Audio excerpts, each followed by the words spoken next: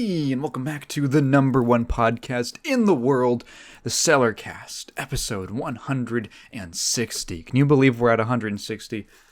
I can, because it's been a long time, even with missing weeks and missing uploads and all that.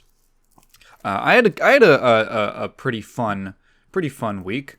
I went out with some friends, and I went to, unfortunately I had to go to San Francisco twice in 1 week, which wasn't great, but on one of those days I did get to go to a used bookstore, and I picked up 2 books, one which I'd heard of, the other one which I was a pleasant surprise to me that it even existed. So the first one is Blood, Sweat, and Pixels by Jason Schreier.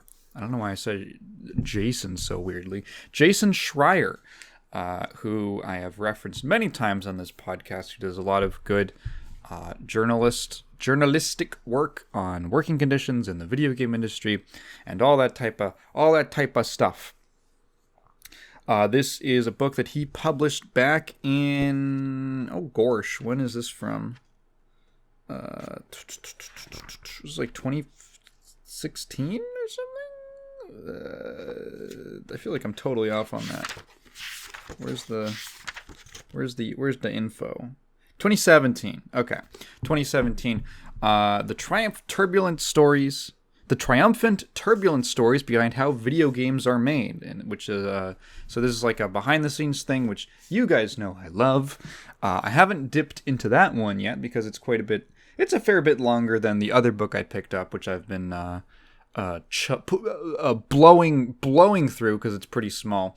I saw they had like a video game section at this bookstore. This is a little used bookstore in San Francisco, and just something stood out to me. A book titled Bible Adventures, and I was like, huh? What? What do you mean Bible Adventures? Like the one that I'm thinking of? Yes, like the one that I'm thinking of. So this is from a series of, do they have like a name? I don't know if there's like a name for the series, but a publisher called Boss Fight Books, which are these pretty short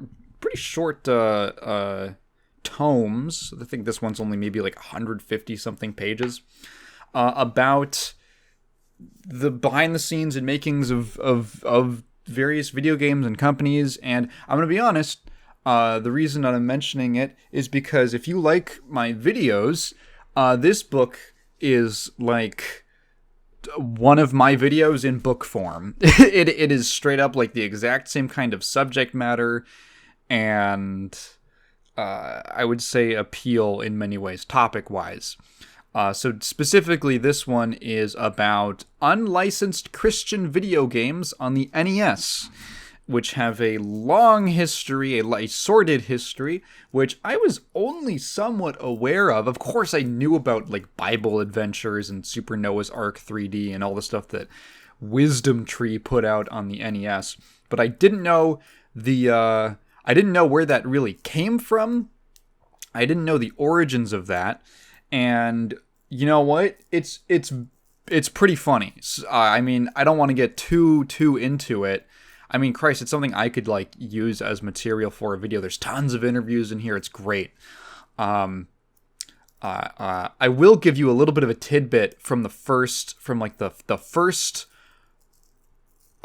section of the book.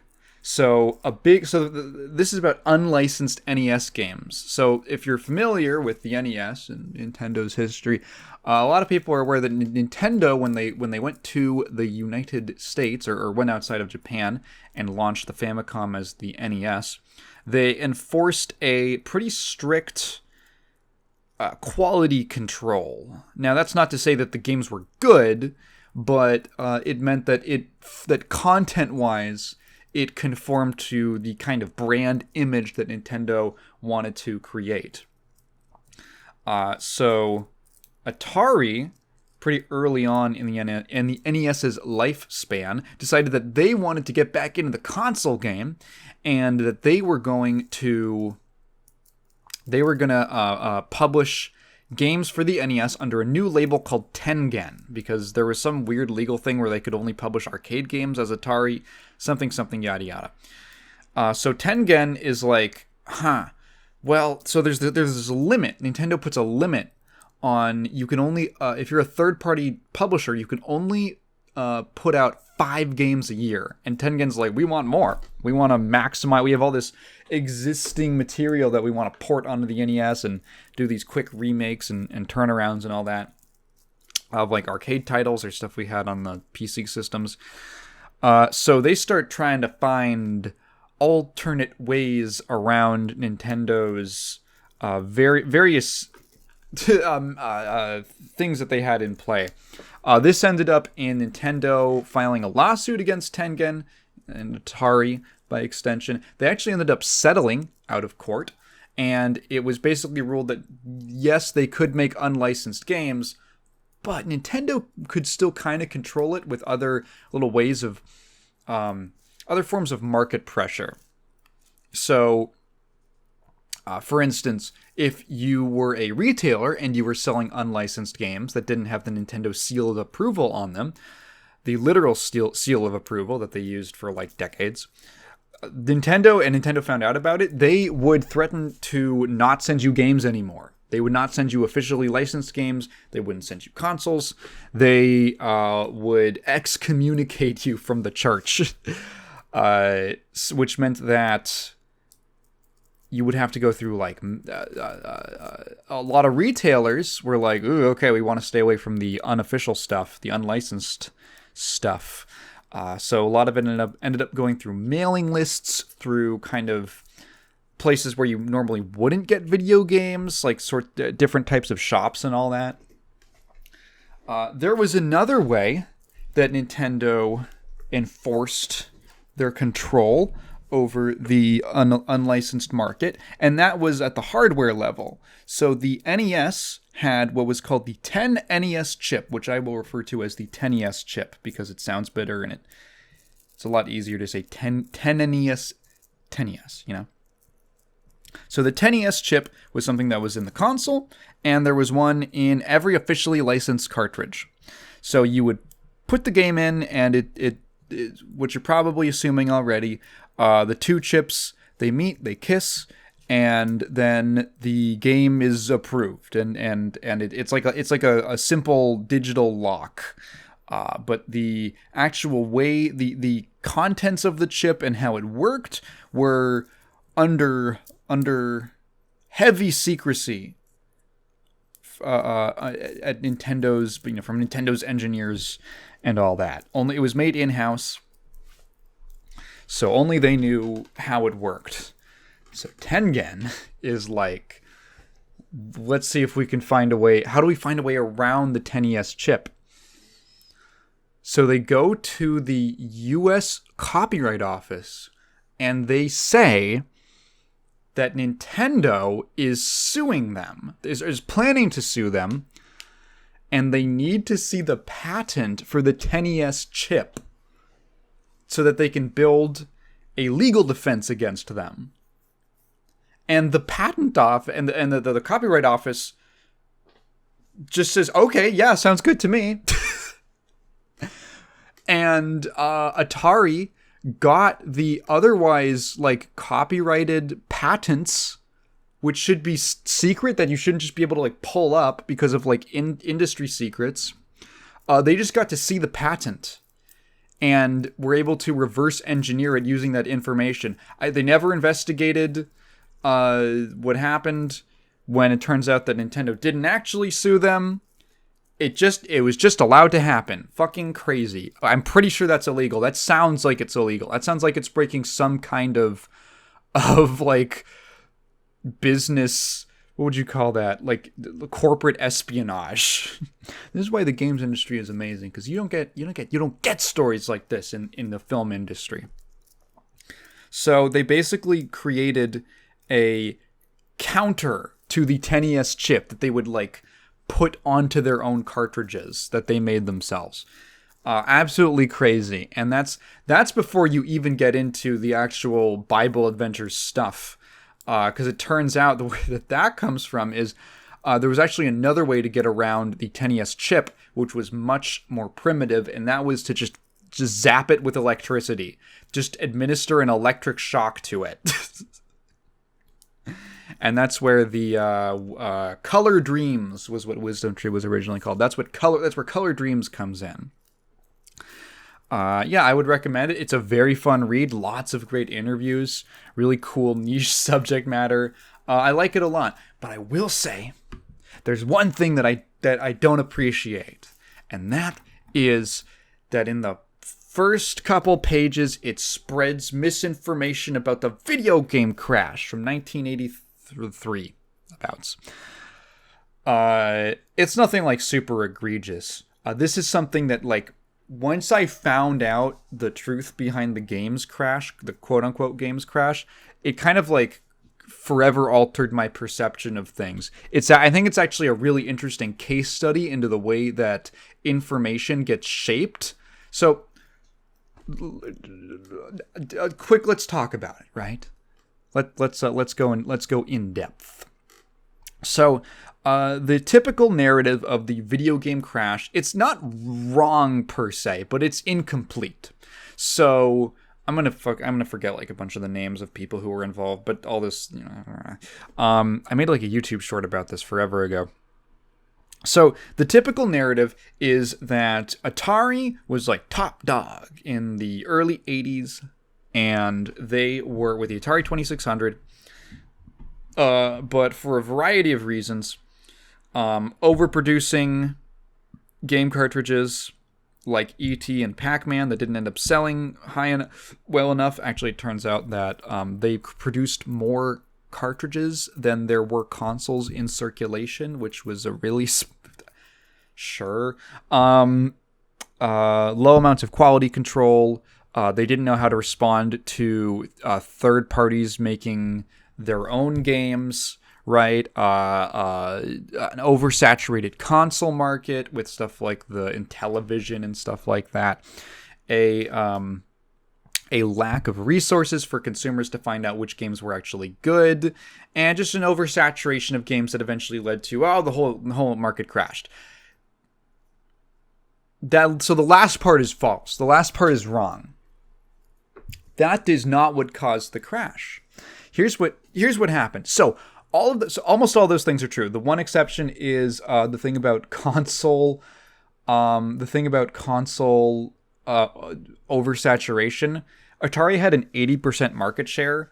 It's ridiculous to act like the Intellivision or the ColecoVision were like genuine rivals in competition. They had a practical monopoly on the home console market in America, by the way. Specifically, this is confined specifically to the American and North American markets.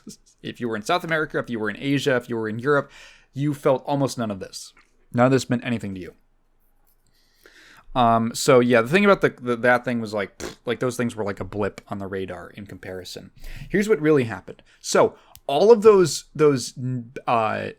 factors, like the overproduction of the games, bad quality control, all that was true. And if it was allowed to continue, it probably would have resulted in negative repercussions for Atari at some point, sometime later in a few years. It probably would have taken some time to build up. But it would not have crashed the company. They were still, I think, relatively pretty profitable. Just like a quarter before the crash. Like, no, their money did not just evaporate. What happened is that their CEO basically saw the writing on the wall that the company was going to take a downturn. President or CEO? I forget. But everything I say here is true. I'm just forgetting the specific names of people. He saw the writing on the wall, and that the company was going to be going through probably a rough patch because Atari has always made bad decisions. And if you ever look at the history of Atari, it is a history of just being extremely lucky and horribly incompetent and make terrible decisions. So he does a little bit of insider trading.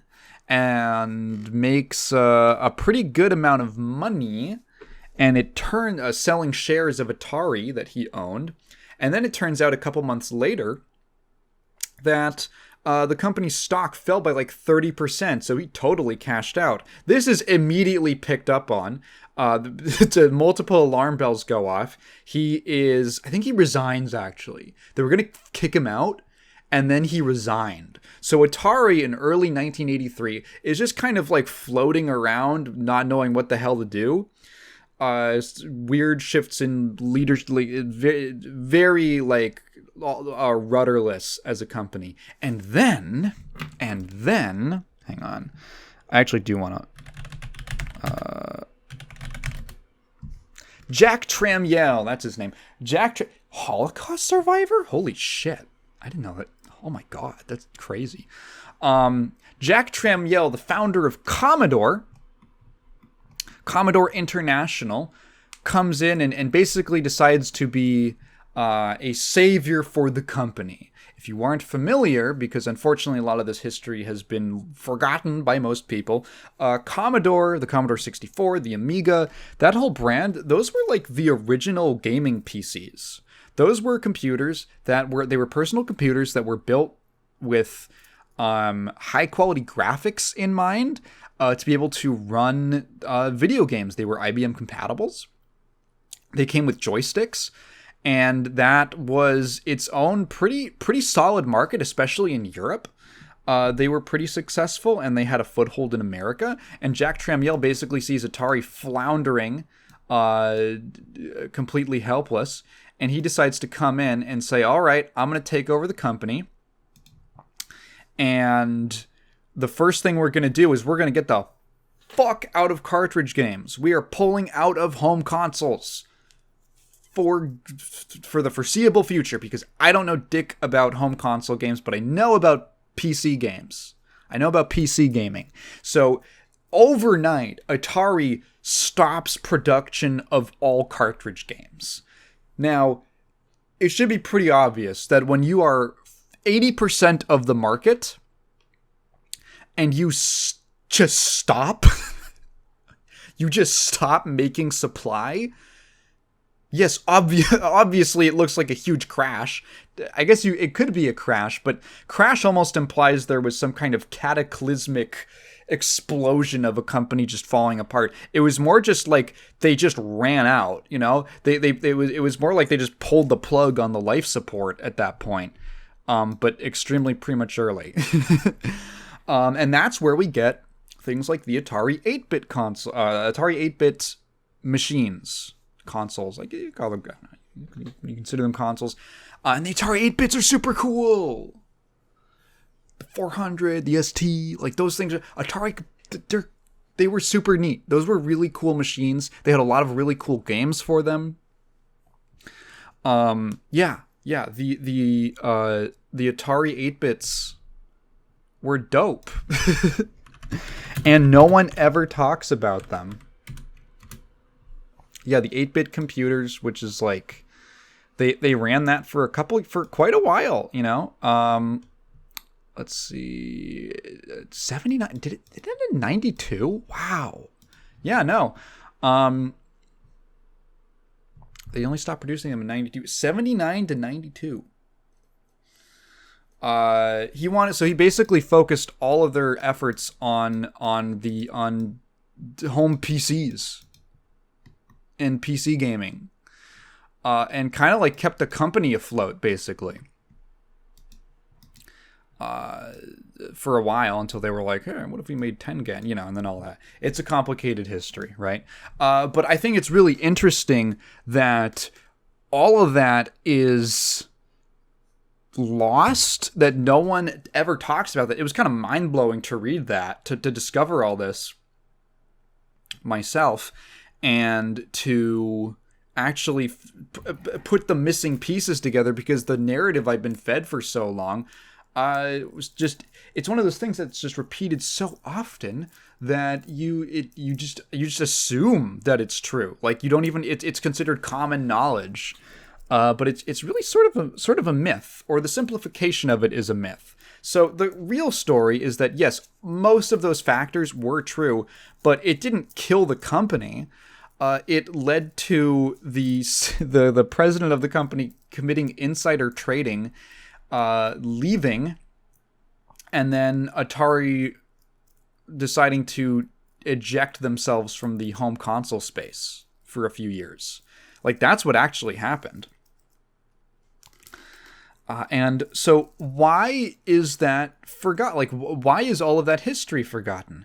And it's something that I've been thinking about kind of recently, because just a weird confluence of things. Number one, reading again this sort of incomplete account of the game crash.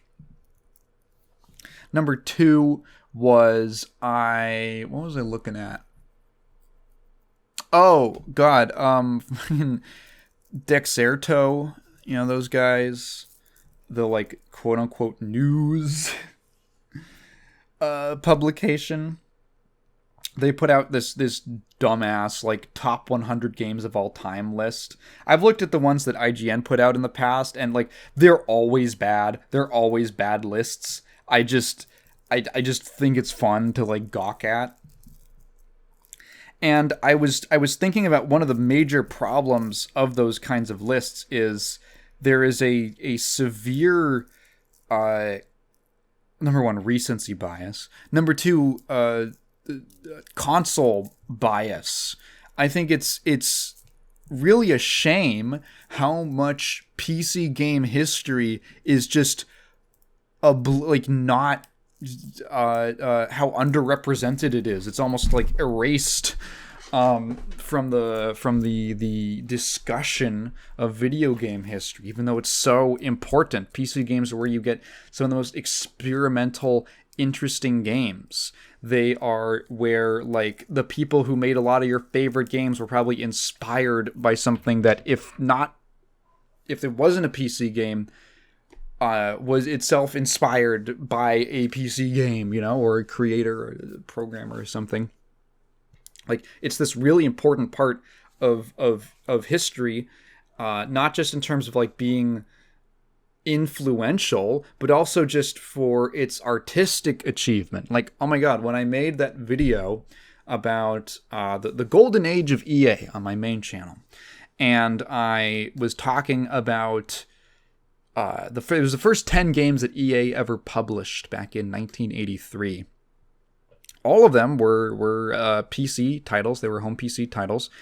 And it was really like nice to get comments from people saying things like, wow, I'm really surprised that these games hold up really well. Like, they look fun from a modern perspective. Like, obviously, they're a little bit stiff, and of course the graphics are primitive, but if you just get past that and look at how the game actually plays, what it's actually about, the mechanics and everything that's going on, wow, these are really fun. Like Archon, Murder on the Zindernite is like one of the coolest games ever. It's one of the coolest games ever, and you never hear people talk about it. You never hear them talk about it. Mule, oh my God, such an important game. Even just like cool experimental stuff like Worm, that one about like making music with like programming little line to move in a certain way, and it makes music depending on the direction. Like such cool little ideas and stuff, and so much worth talking about. When I was making that LGBT video, dude, like most of that video is on is about PC games.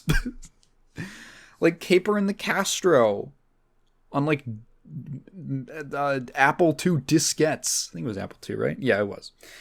Right? Like there's so much history there. And for some reason, no one talks about it. Why is that? What's the deal with PC game erasure? Now, I'm sure there's a couple different explanations. Also probably depends on the region or the language, but what I can say for like main English-speaking video game history stuff, I'm going to put at least some of the blame on Nintendo guys. That's right, Nintendo guys. So, when I was a kid, and there was when I was a kid in like the early 2010s, right? Late 2000s, early 2010s, there was a big resurgence of retro game appreciation, in part because it was also a time of 80s nostalgia was very big. God, even more than it still is, but that's a different topic. And video games are part of that, you know. It was a big part of the decade in America. The retro game kind of craze of that time of, well, now, you know, enough time has passed to go back and appreciate and kind of give a lot of these games another look over, right? The 30 years is enough time for there to be real established history that you can look back on of like the modern games industry, right? Post NES. And a lot of people who shaped the discussions of retro games, particularly on platforms like YouTube, which I remember because I was there, were Nintendo kids. They were Nintendo kids growing up, right? They had an NES, they had a Super Nintendo, they had an N64, they probably had a GameCube. It just so happened that the taste was very particular. I don't know exactly what it is. It might have just been a coincidence. You know, it might have really just been a coincidence that all of these people were just Nintendo guys. And so naturally, because of what they had experience with, a lot of the videos that they made referred largely to things that were bound to the NES or the Super Nintendo. They would go like Genesis and sometimes the PlayStation, but it was very like, oh my god, the it's very funny to watch people discover how badly the N64 sold. Like how bad it sold. How few take a wild guess how many games the N64 has. It's like 300. If you take out, it's like 384 or something with Japan exclusive games. If you take out the things that were Japan exclusive, it's like 300, which is like, I think for reference, the Super Nintendo had like 1,000 or something crazy like that, right? Like, whoa, woof, right? That also creates its own interesting thing where, like, because I think like Scott the Woz had a video where he said something about this, where he was like, well, if you owned an N64, everyone kind of played the same games, so everyone had a lot of common ground to talk about. So there was like this kind of market, I think that did honestly contribute to a sort of market for like people believing that Banjo-Kazooie was like, it sold as much as like a fucking Call of Duty or something like that. Like that's how it feels like it gets treated sometimes. And it's like, it probably sold good. I'm not familiar with the sales numbers. But like, no, dude, it was like, it was on the N64 and that thing did not sell that well. But because there was the niche of people who all were playing the same games, when you go and make videos, it's like, oh shit, there's like, it was like a niche. It's probably why a lot of those, now that I think about it, it's probably why a lot of those guys blew up at that time, because it was like finding a niche audience of people who just, like, if you make videos on the PlayStation 1, it's like, oh my god, there's so many games that someone could have focused on when owning a PS1, right? You can talk about like the big classic hits and all that, like Crash and Metal Gear and Spyro and all that jazz. But just, you start going outside the circle and it's like you're getting into significantly smaller parts of the market, parts of the audience, you know? And I think this is just, I'm just talking about the N64 here.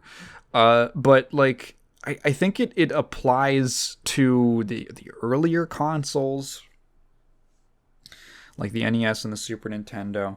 And I really do think that the over-representation of like console history, which is largely because consoles were a lot more affordable. They were a lot more affordable than PCs. PCs were very expensive. I forgot what the inflation-adjusted thing for like a PC in 1985 would be, but it's a lot. It was a lot, and they were generally considered work devices first and gaming devices like second or third. You know, it was not a terribly large market, at least not in the US. In the UK, it was. The UK has a pretty interesting, rich PC gaming history, but that's its own thing. So there's sort of like these factors of the audience was smaller. It was generally more enthusiast for PCs, more of an enthusiast market. Like those are the people, I mean, you know, making the dingle like catalogs and early enthusiast hobby magazines were for PC games because, you know, something like the Atari 2600 was for families, right? It wasn't like, oh, here's a guy who's really interested in this one thing. Like you would. That's how the PC market was. So like that, and the so that kind of leads into the situation where there's all of this very heavy like Nintendo focused discussion of retro game history. And over time, just like this slow erasure of PC games. And you know what? What's funny is a lot of my love for old PC games comes from people like Lazy Game Reviews, LGR, who has, if you aren't familiar with him, he's been doing YouTube for forever. And his videos are largely focused on older tech products, mainly PCs, and a lot of PC games. So, you know, he would make videos on, like, I don't know, let me just look up a random video of his from like years ago or something. There's one that I remember he made a video on, and I can't for the life of me remember the name of the game. Some like point and click thing. Something like, wow, he made a lot of Sims videos. Do things on like Morrowind. He would do like the obvious ones, Daggerfall. Like, oh, that was so cool to me. Like, whoa, this is like an old like WRPG. So cool. Let me find some older stuff. Yeah, a lot of this is this was not as immediate as I was assuming. Roller Coaster Tycoon, Lego Island, you know, SimCity 2000, Unreal Tournament 2, Simcopter, Serious Sam, fucking Elder Scrolls Battlespire. I don't even remember what that is. Black and White, like all of these old PC games. You had a System Shock review, huh? And things that a lot of these are, you know, popular things, but a lot of them are also pretty obscure. And that made a real impression on me because it was like, oh, this looks cool. This looks cool as well. BioForge, that's what it's called. BioForge. This weird like sci-fi adventure game on DOS with all these pre-rendered CG backgrounds and stuff like that. So neat. And that really engendered a fascination with old PC games for me. That there was something really cool about them. And that is a big catalyst for like the subject matter of my channel and the stuff that I'm interested in and the games that I pick up and the random shit that I'll make a video about, right? That no one's ever heard of. Like the TLC video. I'm like, oh cool, like some old FMV psychological thriller game. And then I play it and I end up loving it. And I think it's super cool. Or even if it's bad, you know? It really is like the people that I think the people that you watch really do shape a lot of the if you're, I feel like if you're young and you're watching whatever YouTubers you're watching when you're a kid, end up shaping a lot of your interests and stuff, which is like, I feel like normal. But I don't know, it kind of reminds me of I don't know, like just being exposed to stuff from your parents or something of that sort.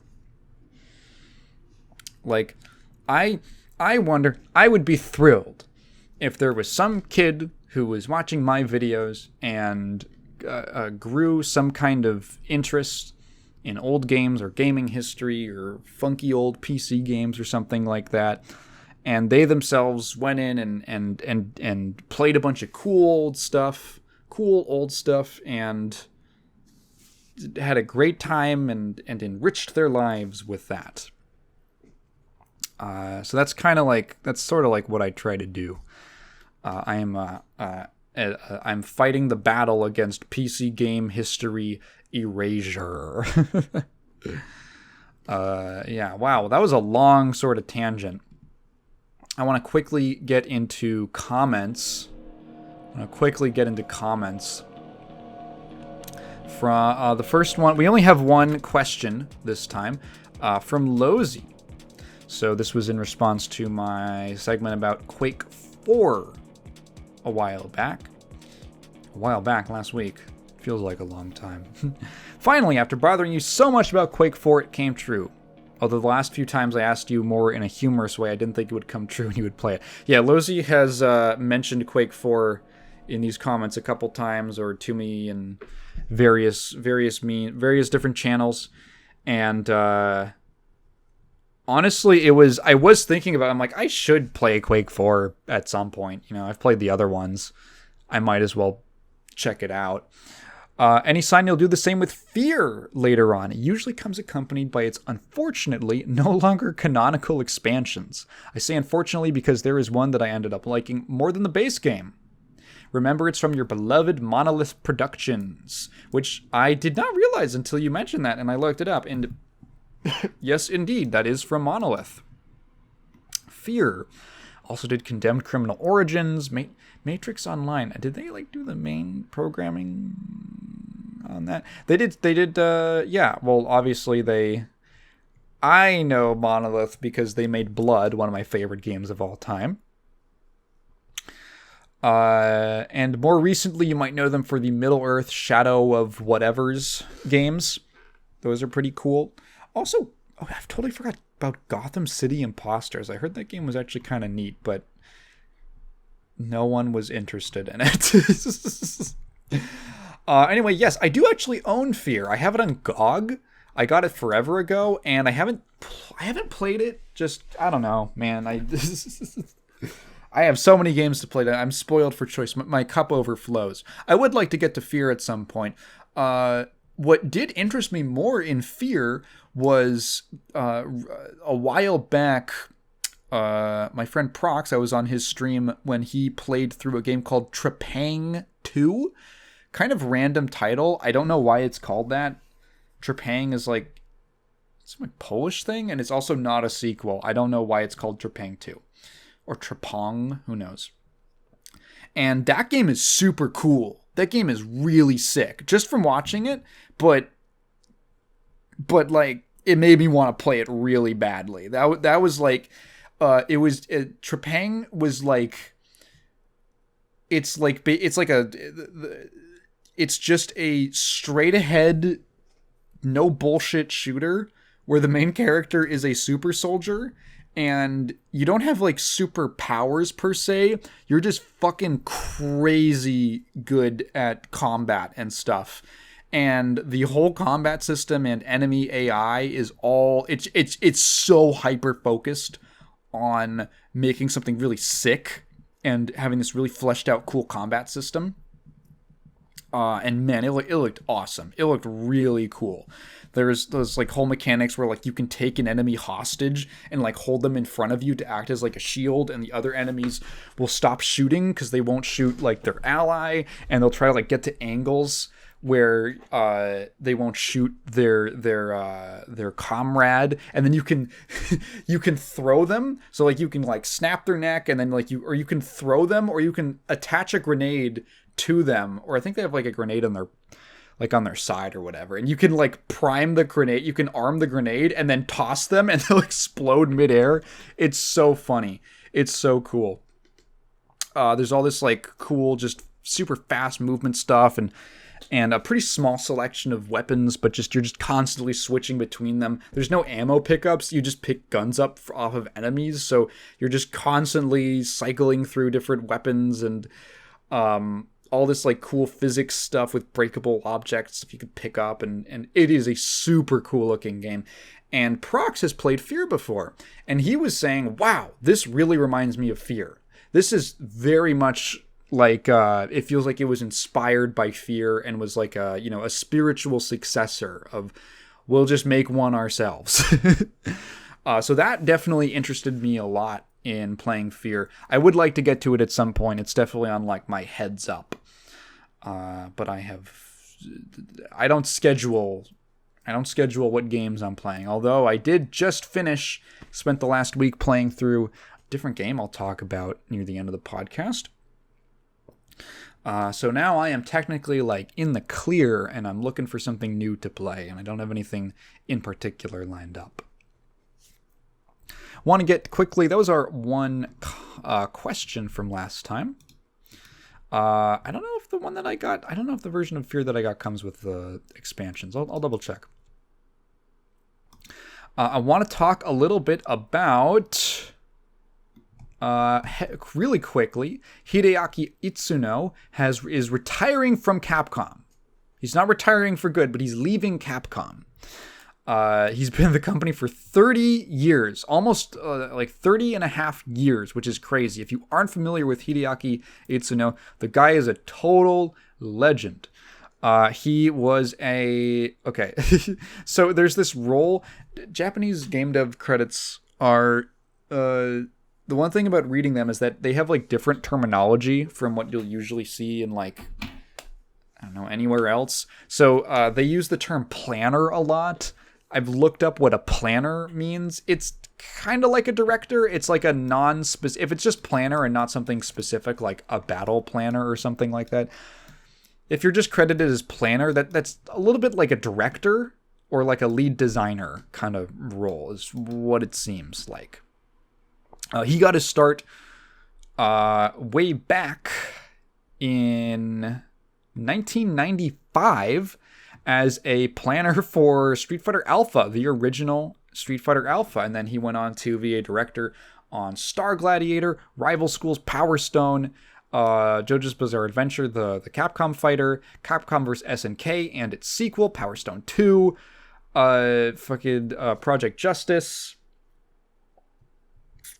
Just like so many classic Capcom fighting games. Just absolutely just stellar track record of sick ass fighters.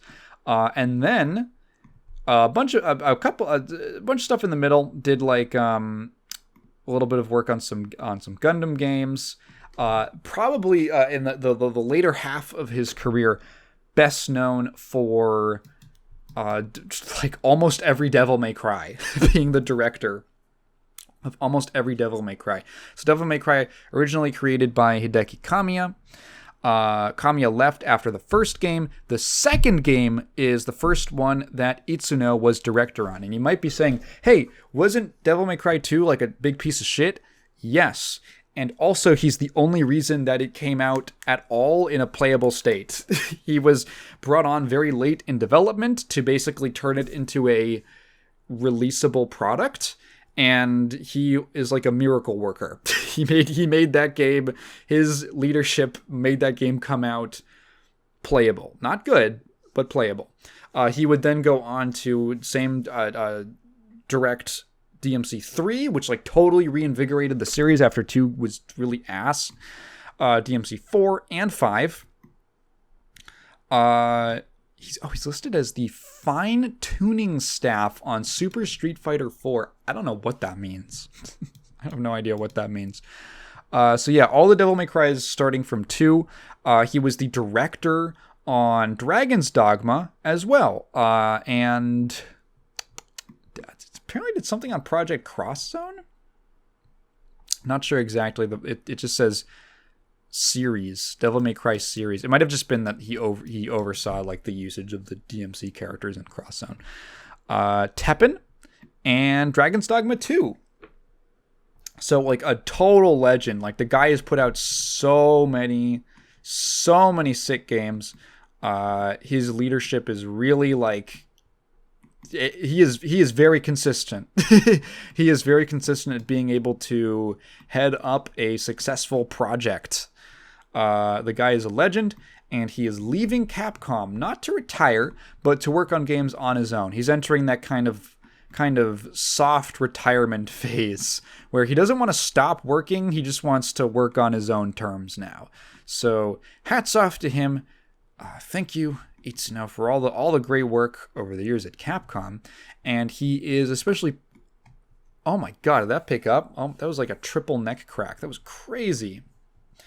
Especially pertinent because of the recently announced Capcom Fighting Collection 2. Which contains... Jesus Christ, like over half, almost every game on that collection is something that he worked on. In a supervising or lead design role.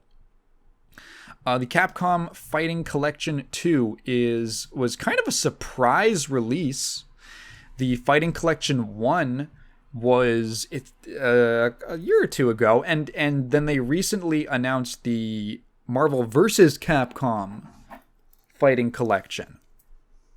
So Fighting Collection is now like a series at Capcom of them just trying to compile all their old fighting games. I've said this before, but I really do commend that Capcom is committed to making their older games playable with these very nice collections and remasters and stuff. Like, I really do appreciate it. They're one of the few companies that I feel really does like to lean on or pay a lot of respect to their older series. So those collections were really cool, and I think everyone just sort of figured that, like, okay, yeah, the MVC collection, that's like the second entry in this series. That they're not going to do one for a year or two, something, same time frame. And then out of nowhere, during a random Nintendo Direct, they announced the Capcom Fighting Collection 2 with an absolutely tremendous lineup of games. It's 8 games. 4 of them 2D and the other 4 3D. Excuse me. I thought that the natural next step was going to be a 3D exclusive collection, but this is pretty good. I guess I'll start with the 3D games. Power Stone and Power Stone 2. Awesome. Those are really cool party games. Great to have those on one collection. I think it will probably be playable online like the other ones. Project Justice, which is the sequel to Rival Schools, and Plasma Sword, which is a sequel to Star Gladiator. So the first games in those series are not on this collection, which is a bit of a bummer, a bit weird. The best theories that I've seen have been that it comes down to emulation issues because of the specific hardware that those games were made on. Those are arcade games, and the hardware emulation is kind of difficult.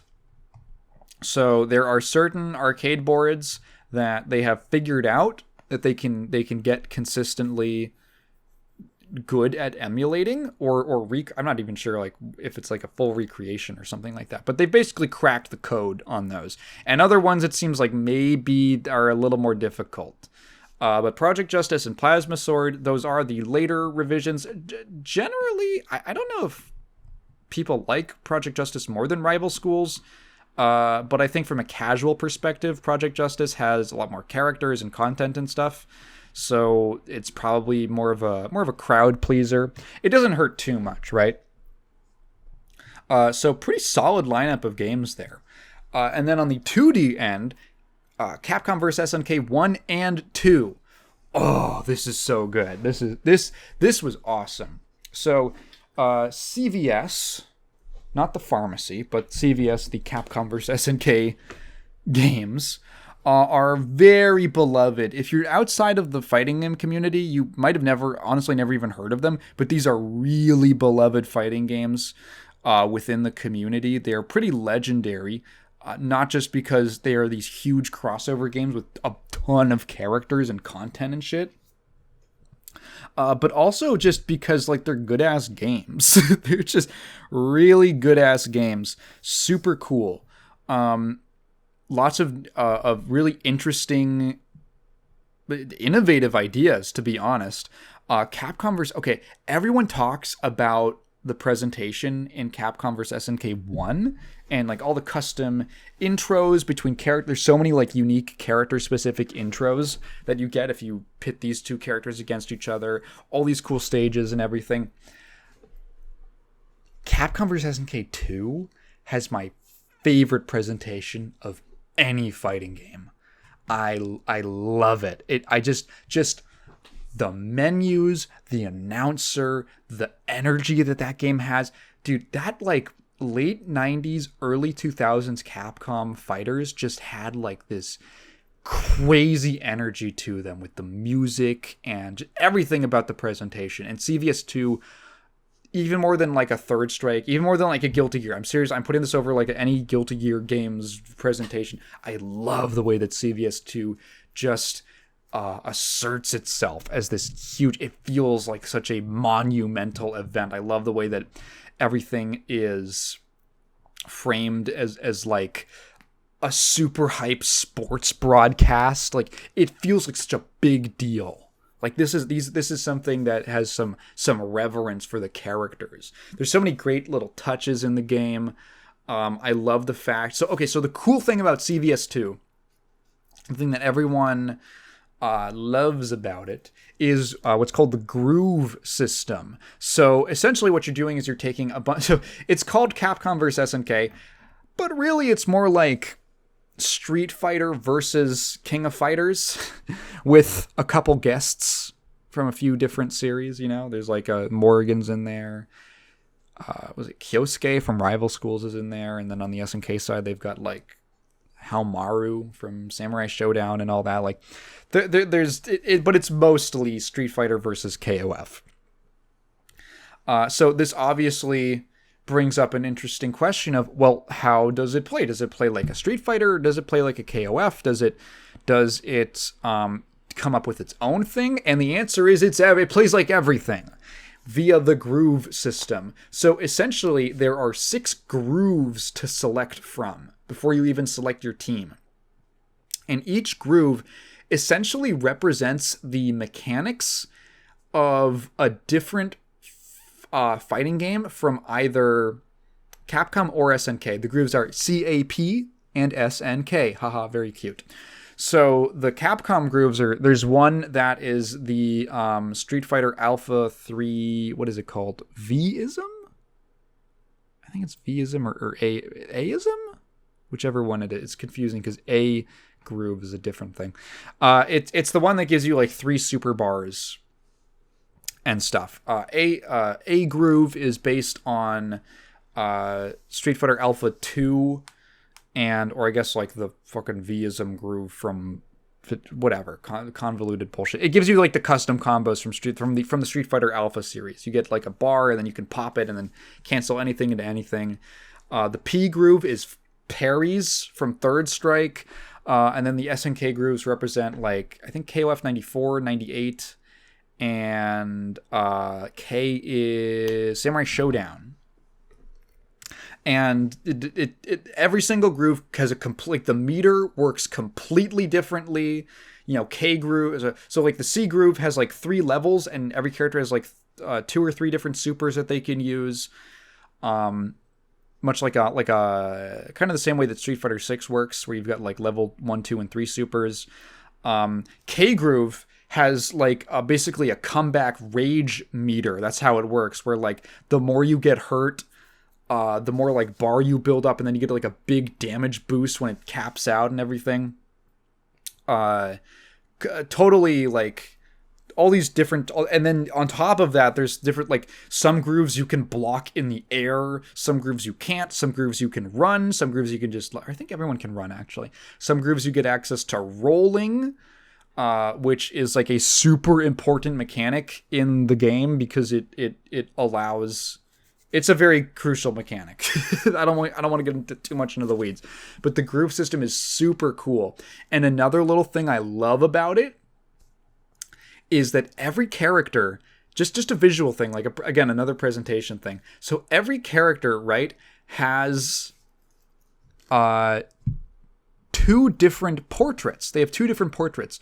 One of them is done in the style of Kinu Nishimura, who is a Capcom artist, and the other one is done in the style of Shinkuro, who is, I've made a video about him. He is the longtime King of Fighters, or one of their longest serving illustrators for the series. And with that very like heavy, realistic style that he's got. Turns out that like actually they didn't do all of that art themselves. Some of them are, I think a lot of like the Shinkuro styled art is actually Bengus, the Capcom artist. Not Bingus the cat, Bengus the man. And depending on which groove you choose, you get the corresponding portrait art style. So if you pick one of the Capcom grooves, you get the Nishimura style, and if you pick one of the SNK grooves, you get the Shinkuro style. It's so sick. Like, and they have, if you go to the website, they have this beautiful website. And you go to the CVS2 section and just click on the characters. Just look, they've got a little like split screen of the Capcom grooves on one side and the SNK grooves on the other, the two different styles. Oh my god, these characters look it's so godly. It's oh my god, the Shinkuro Vega. I love fucking Shinkuro Sagat. It's so good looking. What a good looking version of like just piece of art of this character. I love his like Morrigan. I love his what are the other ones I was just like gawking at? Oh my god, the Yuri. Oh my god, I love these like this Yuri artwork. I love King in this. Joe looks so cool in Nishimura's style. Just baller art. Like fucking Maki is so awesome here. Just fills me with like such good feelings. Fucking Vice and like Athena and Rock and Halmar. Like everyone is so sick looking. I could just gush over this artwork for hours on a purely audio podcast, which I'm sure is great to listen to. But yeah, like that game is sick. It is really cool. It's fucked up and old, and you can tell it's like a Mugen game in the way it just smashes sprites together. But oh my god, it's so neat. Street Fighter Alpha 3 Upper, which I believe was like a Japanese exclusive version of Street Fighter Alpha 3. Alpha 3 has so many different versions that it's like, I can't keep them all straight. It's cool. It's cool to have. It's nice to have an Alpha, specifically Alpha 3, pretty complete version of the game with a lot of characters in it. Cool, you know, just a nice thing to have, not one of the big standouts. And lastly, I want to talk about a total classic, Capcom Fighting Evolution, aka the worst fighting game Capcom ever made.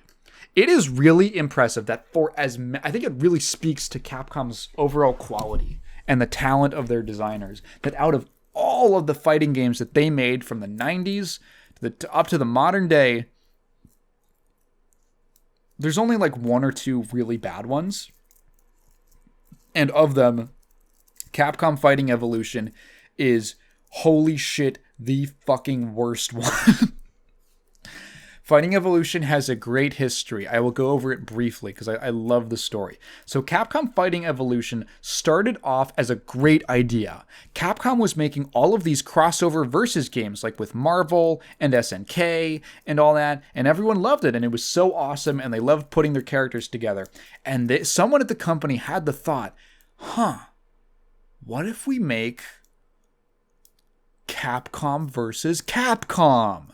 What if we make Capcom All-Stars? Great idea. The Capcom's got such a great library. I mean, like, you look at the Marvel vs. Capcom roster, and you're like, what if you just replaced the Marvel side of the roster with just more Capcom characters? It would be a bounty, right? There's so many awesome characters and niche picks and so much cool shit that you could do with that. So this idea starts to make what is initially called Capcom Fighting All-Stars, which is going to be this weird 3D fighter, something totally unique. Capcom was not really into doing 3D fighters. They had a couple, Plasma Sword. Plasma Sword's cool. I kind of forgot to mention it. Plasma Sword is a really cool-ass, like, 3D fighter that kind of plays like a 2D fighter. Let's call it 2.5D. And it's like sci-fi themed. It's one of the very few sci-fi themed fighting games. I love the character designs. It's super.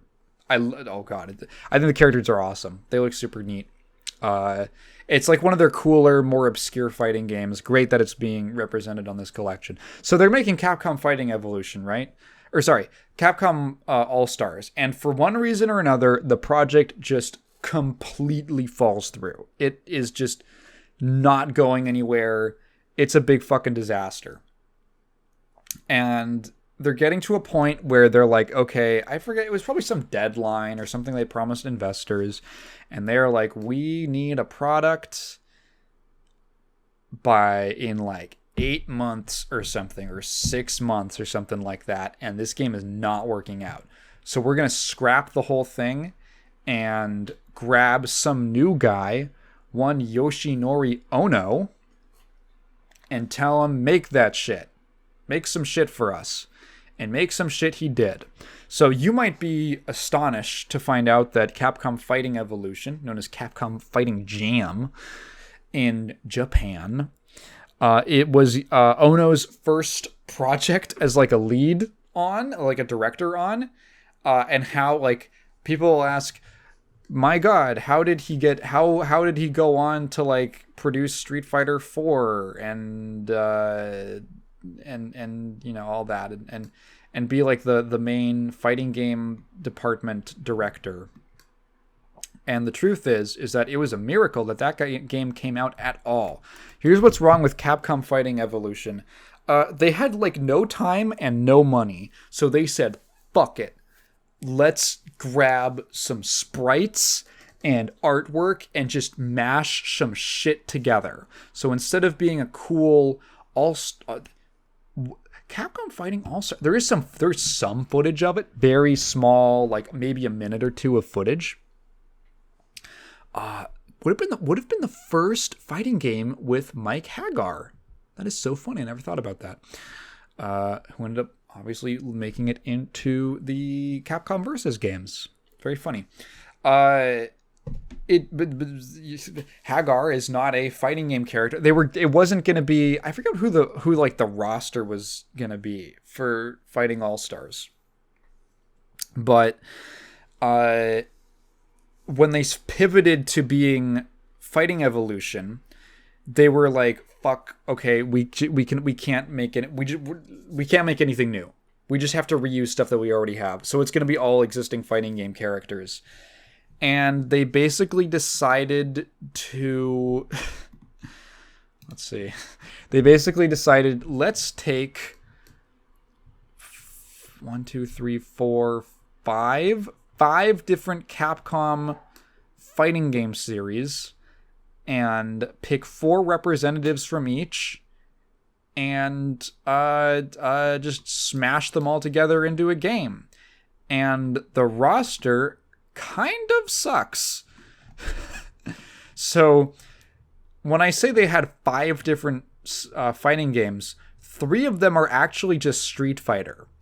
Street Fighter 2, Street Fighter Alpha, and Street Fighter 3 are all considered their own things and are given their own segments of the roster.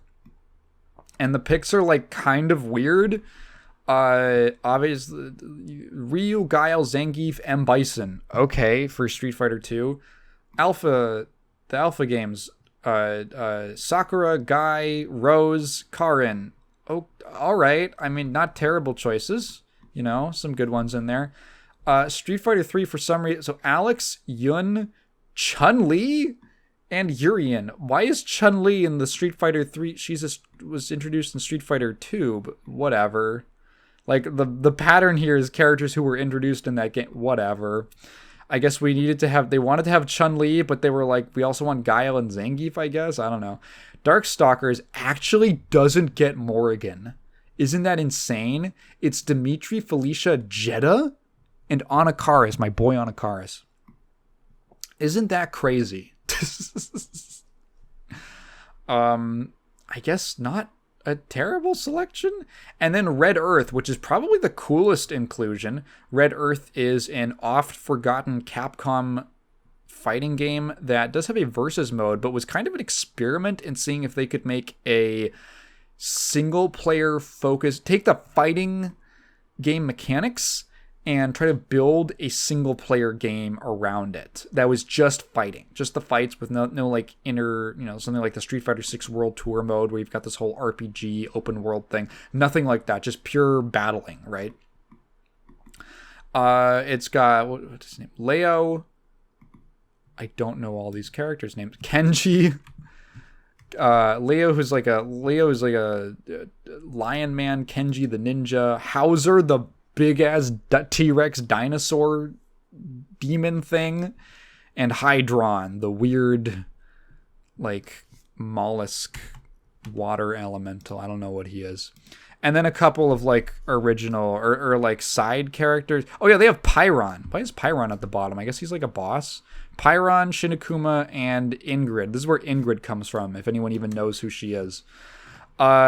Just a bizarre, kind of weird, lopsided roster. The picks are a little strange for the most part.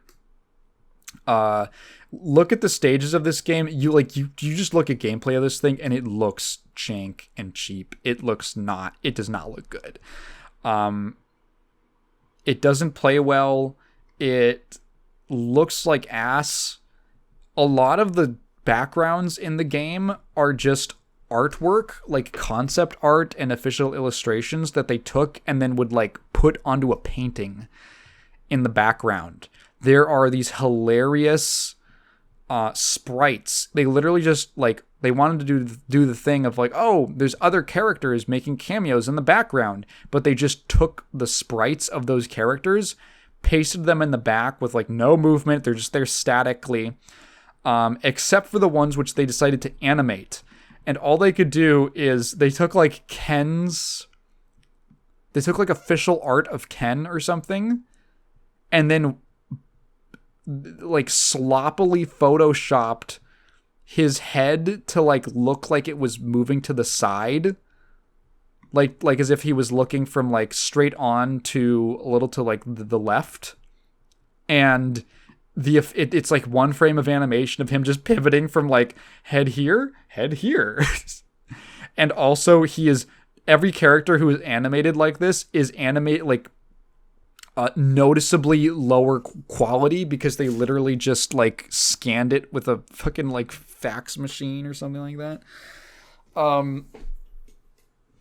They literally just scanned it off of a page. Like it's so bad, dude. It's so bad.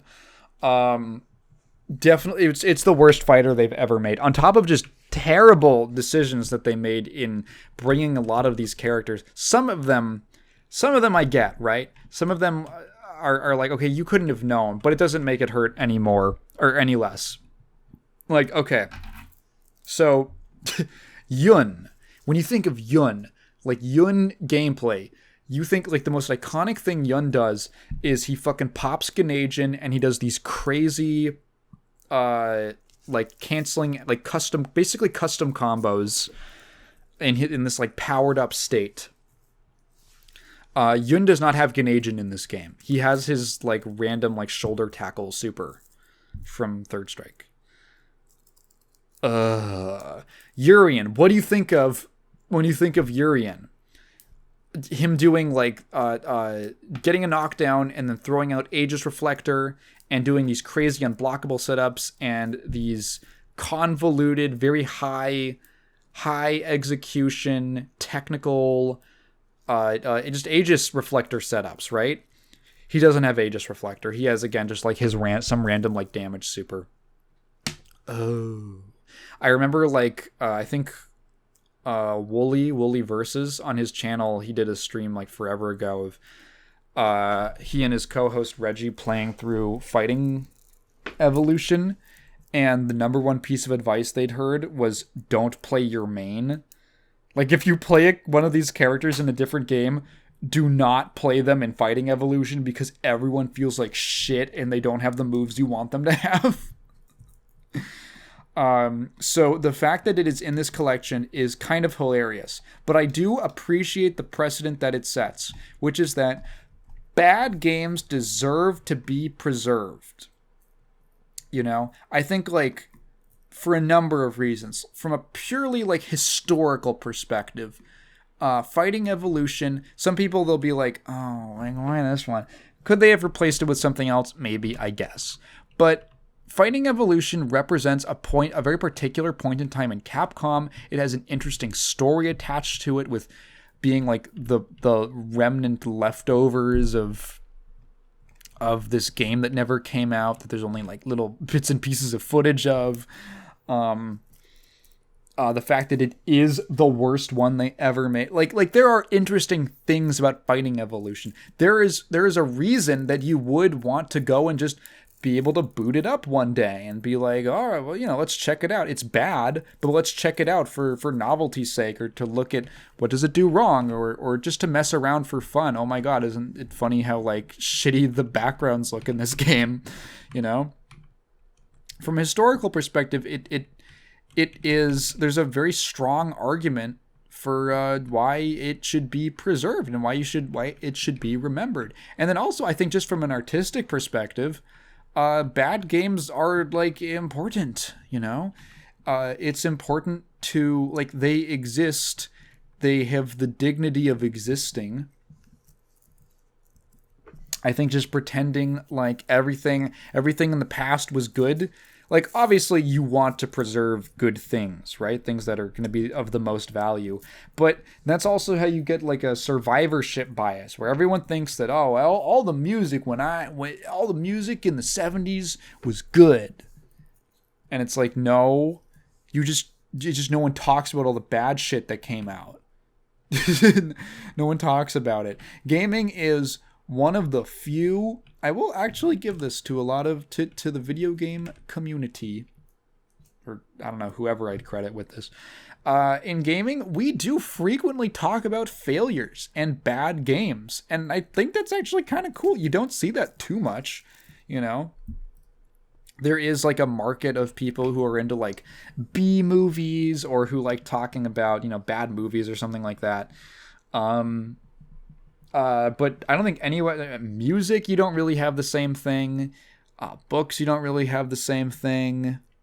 Gaming is like the one community that is very invested in talking about old bad games. And I think that's actually kind of neat in its own way.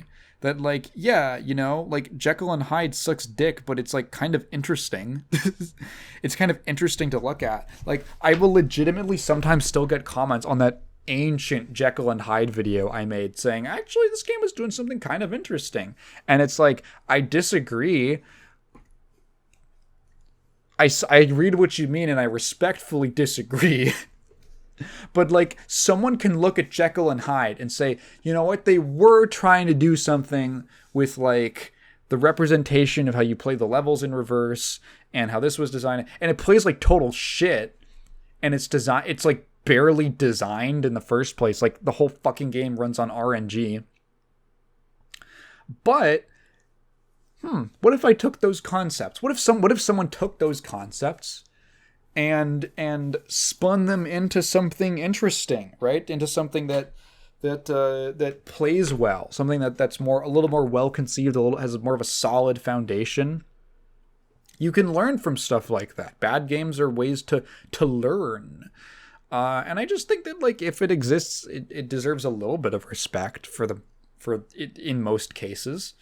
So I do really like the fact that something as garbage as Capcom Fighting Evolution is being preserved in a way that is going to allow people to play it and get exposed to it, because it is funny and it is cool. So thank you, Capcom. This is a great collection, by the way. If you're listening to this, the value of this collection is insane. Just, oh my god, like, and not just the games themselves, but like how many games are here and how much variety there is. Dude, they could have literally just put out the first 2 CVS games and called it a day, and it would have been good. But oh my god, like, those games already have so much content, so many characters, so much stuff to mess around with. They're so deep. But then you get, Alpha 3. You get great party games like Power Stone and Power Stone 2. You get the cool Project Justice is really cool. I didn't really talk about Project Justice. Really cool, like, 3D team fighters, like team battlers, with all these cool, like, team up attacks and this great art style and really charming characters and settings. It's all like school themed martial arts and stuff like that. Fun, unique stuff like Plasma Sword. There really isn't like a big sci-fi fighting game, which is kind of weird. Isn't that strange? I guess, like, Tekken has sort of sci-fi elements. Guilty Gear is also kind of sci-fi, but it's very magical and all that. Like, yeah, not a lot of traditional sci-fi represented in fighting games. Bit of a shame. But that's just like a cool thing to represent.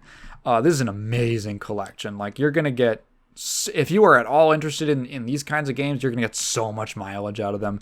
And I really like the fact that Capcom is putting in the effort to have, like, these nice re-releases where all of the games get these big, art collections associated with them, where they all get, like, rollback online with rollback netcode and lobbies and all that.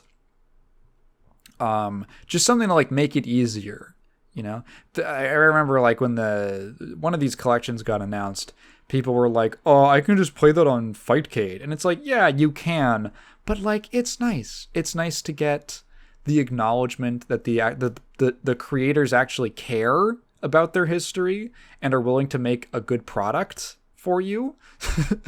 And just for, like, the casual user, like, okay, yeah, like, can I install Fightcade and make an account on Fightcade and then get the GitHub mod thing that lets me that just automatically downloads the ROMs when I enter the lobby for the game, and can then I also go and download specific training mode mods if people have even made them for the games, because sometimes people haven't made any, and then put them in the right folders and all that and make sure that it works and I was the right version. Sometimes there's, like, a built-in Fightcade training mode for games, but not all of them have them because it's, like, made by volunteers. And it's like, yeah, I could do all that, but, like, or I could just buy a collection and just hit play on Steam, and then all that's taken care of for me. The convenience value makes them so much more accessible to people. Also, people who play just on console, people who are just playing on console. I'm sure there's some kid who is going to get these collections because they're probably going to be really cheap too, all things considered, especially in a couple of years. And they're going to get their socks rocked by how cool these games are. And you're like, this goes hard. When I was a kid, collections kicked ass of old games because, we didn't have a lot of money growing up. So getting the opportunity of, like, oh shit, I can get, like, 3 games in one. I had so many 3 games in one. I had the Metroid Prime trilogy, which is actually, like, apparently kind of rare. We kind of looked out. I got that for like $40 on eBay or something. I had that. Fucking love Metroid Prime. I had, like, the Sly Cooper trilogy collection on PS3. I had that game studio who made, like, Flower and Journey and one other game that I kind of forget about. Those games were awesome. That was really cool to like to play as a kid. Those like collections went hard. Collections were great when I was a kid. Like, you got so much value out of them. You got so much time, and they were oftentimes a lot cheaper. Like, they're great. So the fact that like a kid today is who maybe has a cursory interest in stuff like this, can much more easily justify to their parents, oh, maybe can we get the collection for like $40? And they're like, yeah, it's $40. It's fine. They're gonna play some good ass fighting games. That rules. I really like stuff like this. And sort of speaking of Capcom stuff, I guess, there was a really interesting thread by Brian, aka Protodude, on Twitter. He is the he is the Grand Magistrate of Rockman Corner, which is the, oh my god, how old is that website? It's like the biggest Megaman fan-run news site, which I think basically he's just been contributing to and keeping up and consistently updating for probably like 15 years now. Protodude is an invaluable part of the Megaman community, and always has interesting stuff to post on Twitter. Typically is very keyed into Capcom's financial stuff and the business side of things, and often just posts like cool niche Mega Man stuff. He's great. So someone asked, if you remember last time we talked about Secret Level, which is that like video game animated shorts anthology series that's coming out on like Amazon Prime, and one of them was a Mega Man thing. And as usual, whenever there's a Mega Man crossover thing, because there was also some like dumbass Funko Pop game that there's going to be a Mega Man Funko Pop that you can play as.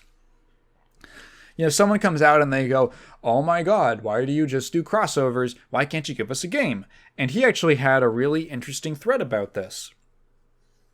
It's a pretty in-depth thread. It uses a lot of straight up like slides from Capcom, like investor presentations and stuff like that.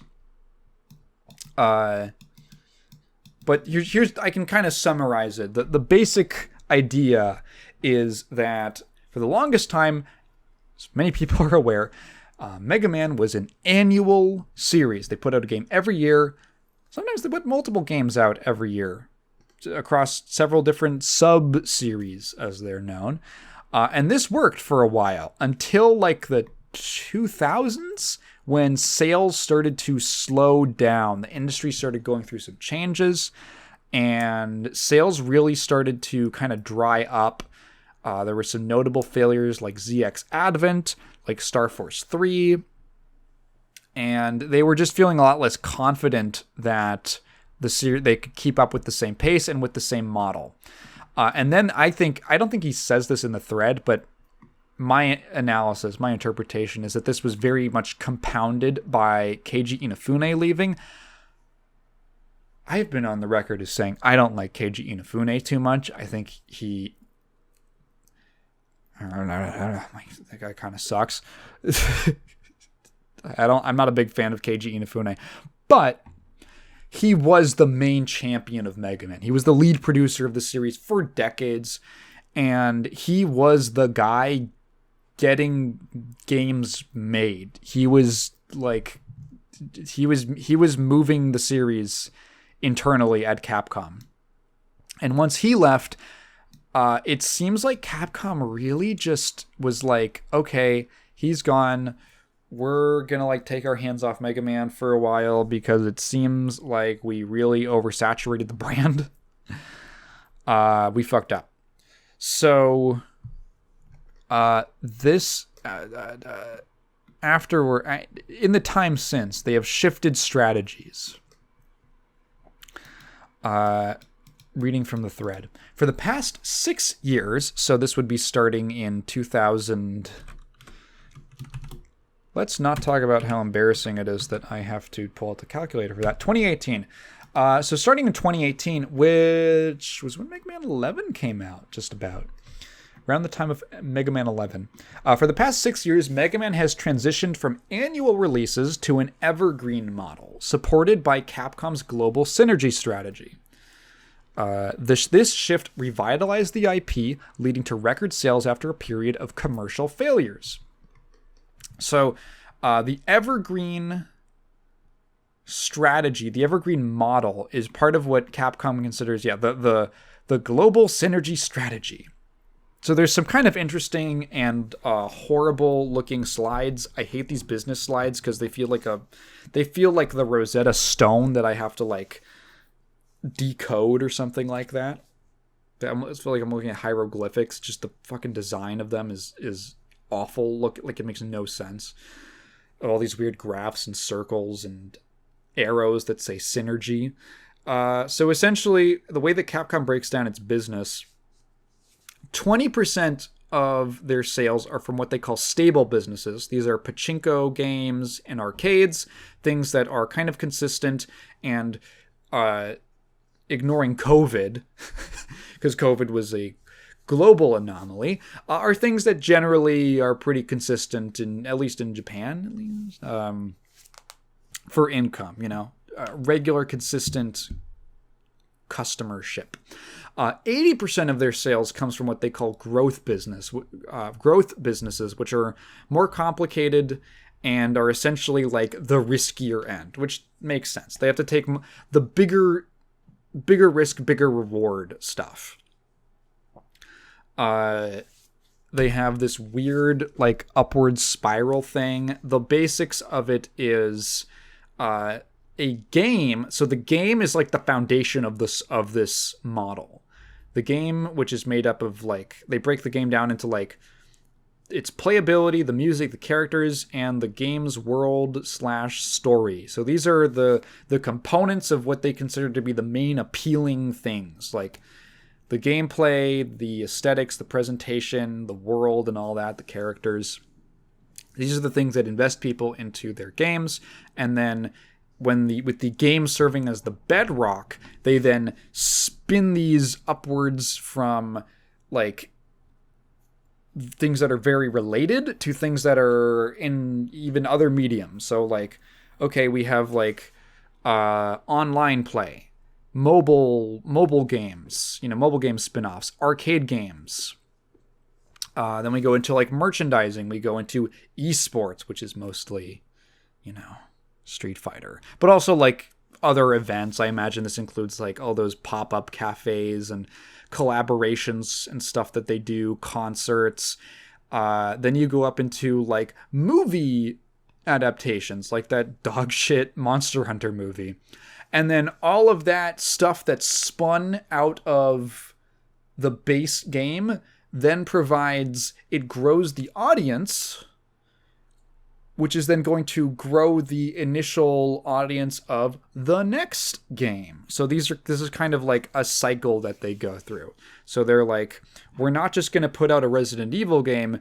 We're going to have spin-off stuffs. We're going to have mobile games. We're going to have things you can go to an arcade and play, which I imagine is probably more relevant in like the Japanese market. We're going to have a bunch of merchandise. We're going to have advertising. We're going to do collaborations with streamers, and we're going to have little pop-up cafes, and maybe we'll make a movie. I don't know.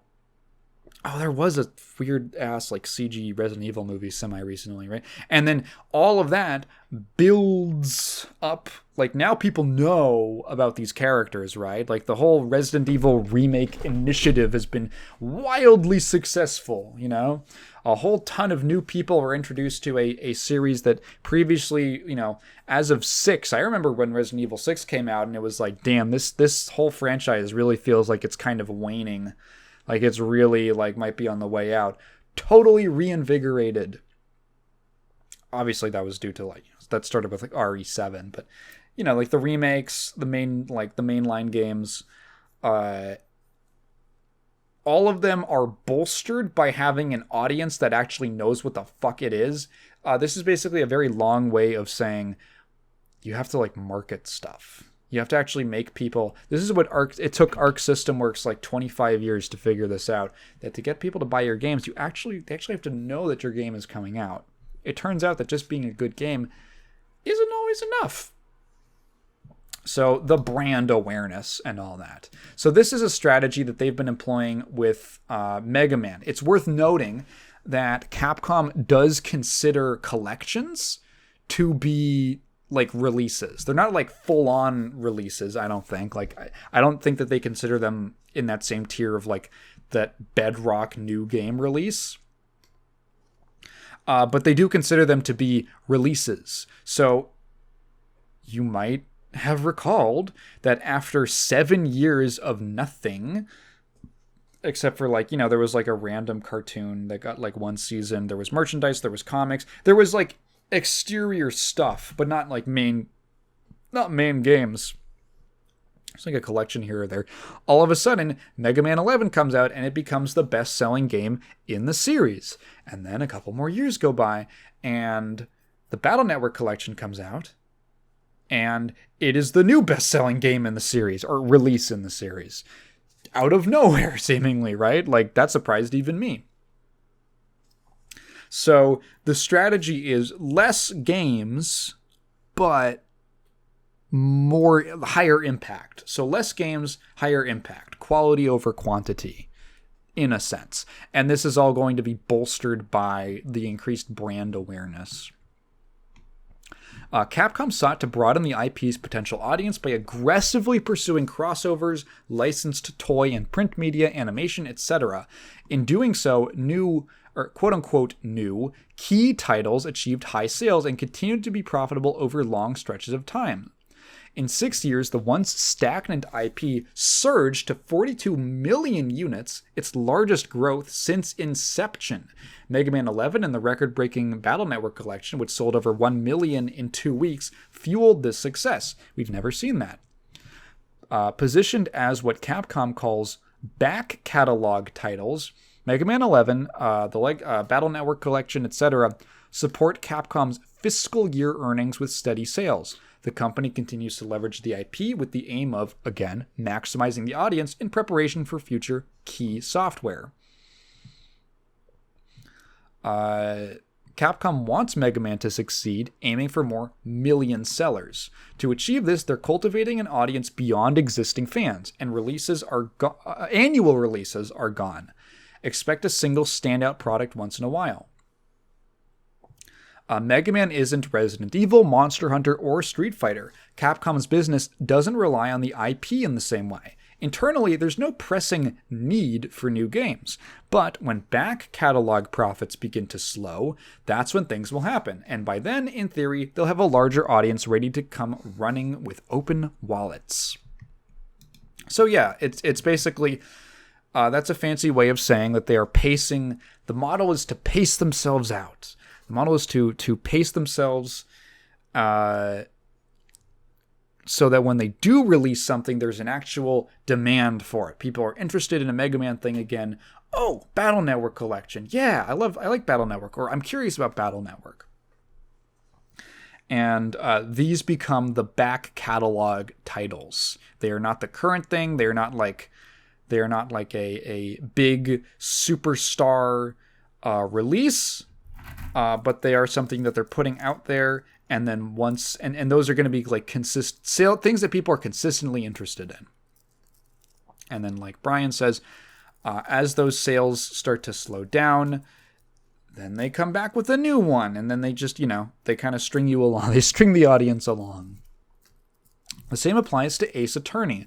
The strategy is similar. Once a new AA title arrives, the larger audience built through re-releases, crossovers, and merch will eagerly invest. But for now, business will go on. Nuggets will be kissed, referencing the Smiling Friends character. That's just how it goes. It's all business. And he adds on that Capcom's criteria for determining whether or not games would be eligible for sequels has changed. Linking some... older slides from the 2000s for consumer business R&D strategy, what they're called. Platform strategy, R&D for the most prevailing platforms in the market, and the multi-platform strategy. So this is like, their bullet points here are the Resident Evil Outbreak series, Beautiful Joe 2, and Killer 7. So like, let's get games out on the PS2 and the GameCube, you know? And then what they have, franchise strategy, which is to release major franchises in every fiscal year and define criteria for title development.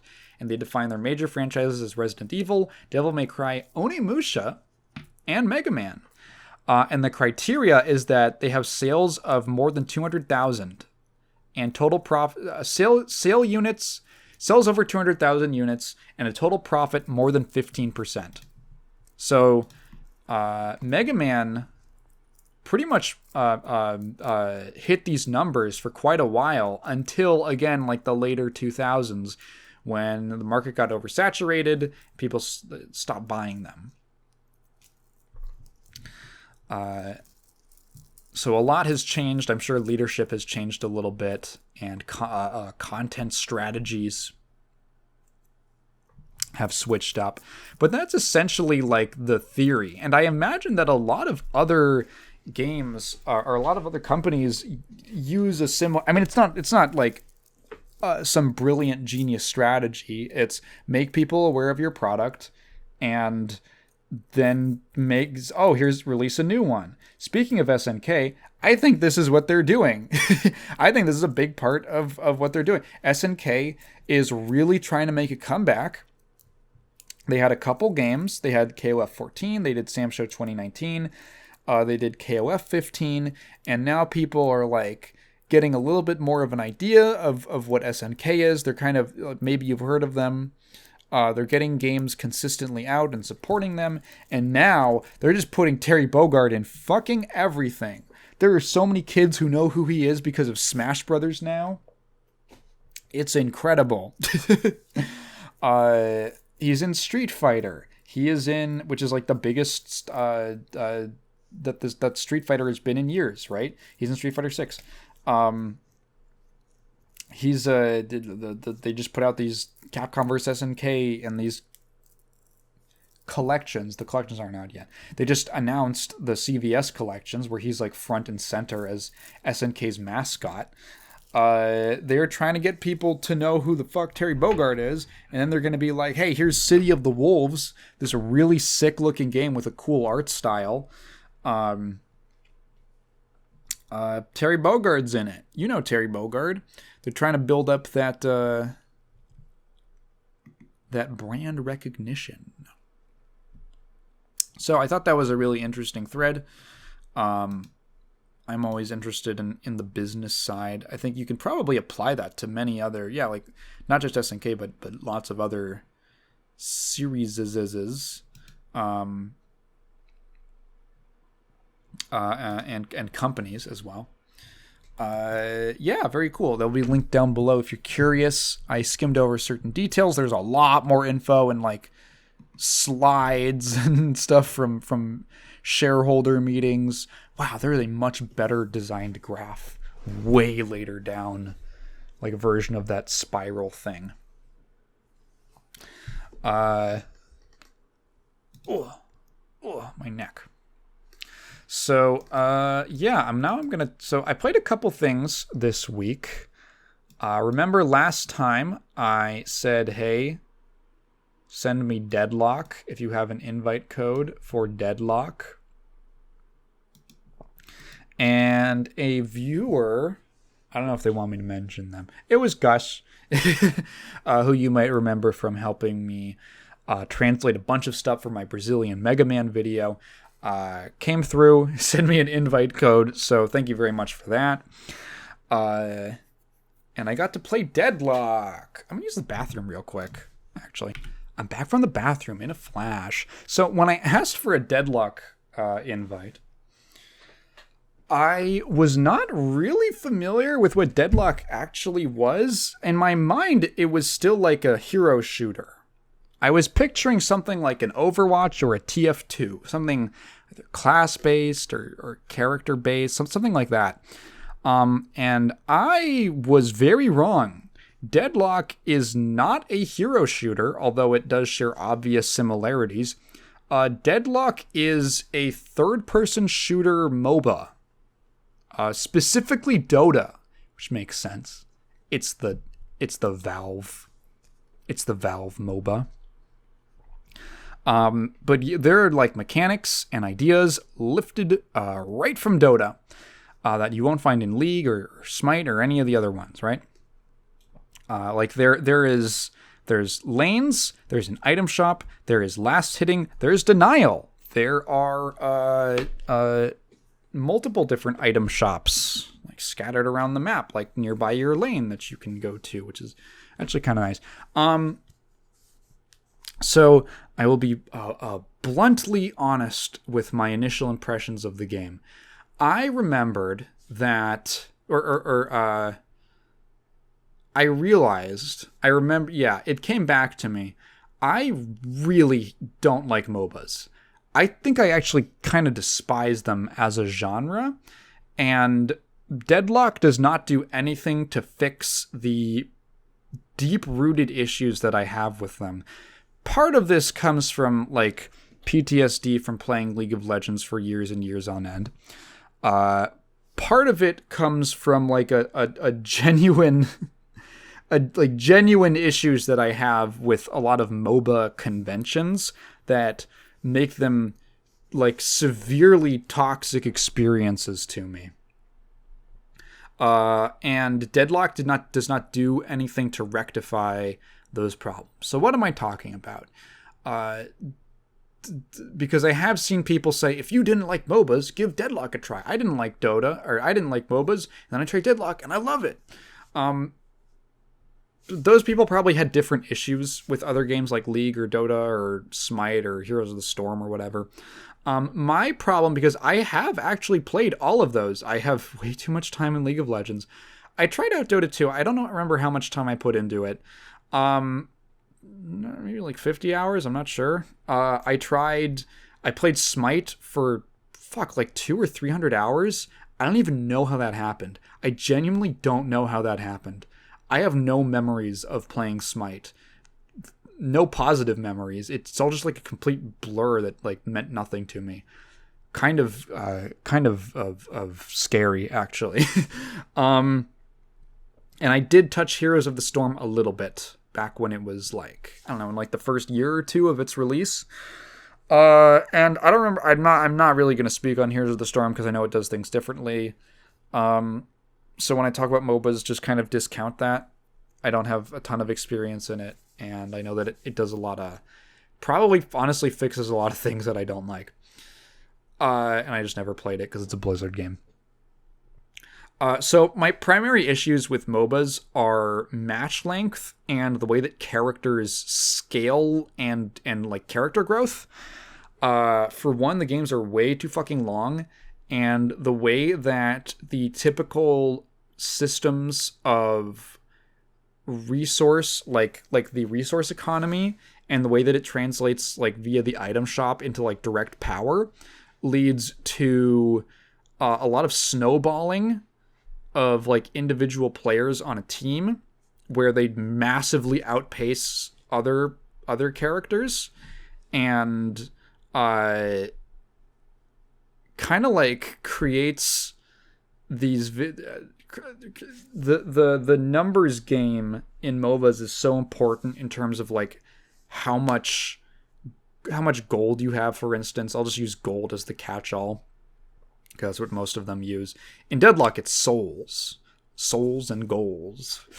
But Deadlock basically does the same thing. It basically creates this situation where someone on your team dies like 3 times in the first couple minutes, and you're like, or you die a couple times in the first couple minutes, and this sinking feeling is created in my chest, and I'm like, and I all I'm thinking is, oh God, I'm gonna be here for another 25 minutes at least, and we're just gonna be slowly losing the game the whole time. And that happens way too frequently. That happens like way too frequently, with not a lot of, I don't know, dynamism to the way the matches play out. Most MOBAs I find are very The game is typically decided in the first 10 minutes and then drags on for another 20. And most of the time, the things that I find interesting and fun about MOBAs are only like a fraction of the experience. So when I played League, I mained top lane, which, for those unfamiliar, top lane is basically considered the 1v1 lane for various reasons. It's the most isolated lane. It's typically the one where you just take like a solid kind of bruiser character and then you go up and you just 1v1, and it's just the two of you, not guaranteed to have a lot of interaction with your other team. And to be honest, the interplay of like managing minion waves while also like trading with the opponent and trying to and managing like when you have big power spikes based on when you get certain abilities after level ups and stuff is very interesting. And it was always my favorite part of the game. And then I discovered that that's actually what if you had a game that was just that. And then I started playing fighting games and I never looked back. Because fighting games were just, oh, here's all the stuff that I find most interesting about League of Legends and most fun, but isolated and rapid fire. And, you know, when fucking Nagaryuki does Beyblade at round start, I am not then forced to endure a 20-minute block string as my health slowly gets chipped away. I just lose in like a minute or something like that. And I can just move on to the next one, next player. We'll see, you know, how does this one go? And it's like a fresh experience every time. Like, I think MOBAs, this is going to be very critical. I'm sorry if you love MOBAs, but I think you're crazy. MOBAs to me are a genre that trick you into thinking that you're not having a bad time because there is so much going on in them. They are so complex. The knowledge barrier is absolutely huge and seemingly insurmountable at the start of just how many goddamn things there are, how many characters, how many abilities they have, all of the items and item builds, and the items shop's always getting changed around, and the balance patches. And it is like you spend, and then you get into like all the mechanics and everything, and there's so much to wrap your head around, and you only learn like maybe one thing every game, and games are like 40 minutes long or 30 minutes long. And so you spend hundreds of hours playing League of Legends. Now it's getting personal. Playing League of Legends until you like actually have your head kind of wrapped around the game. And then you realize, and then you have to play that for even longer. And then eventually at some point I just realized, wait, most of the time I spend in this game is not like having fun. Like it's not interesting or fun.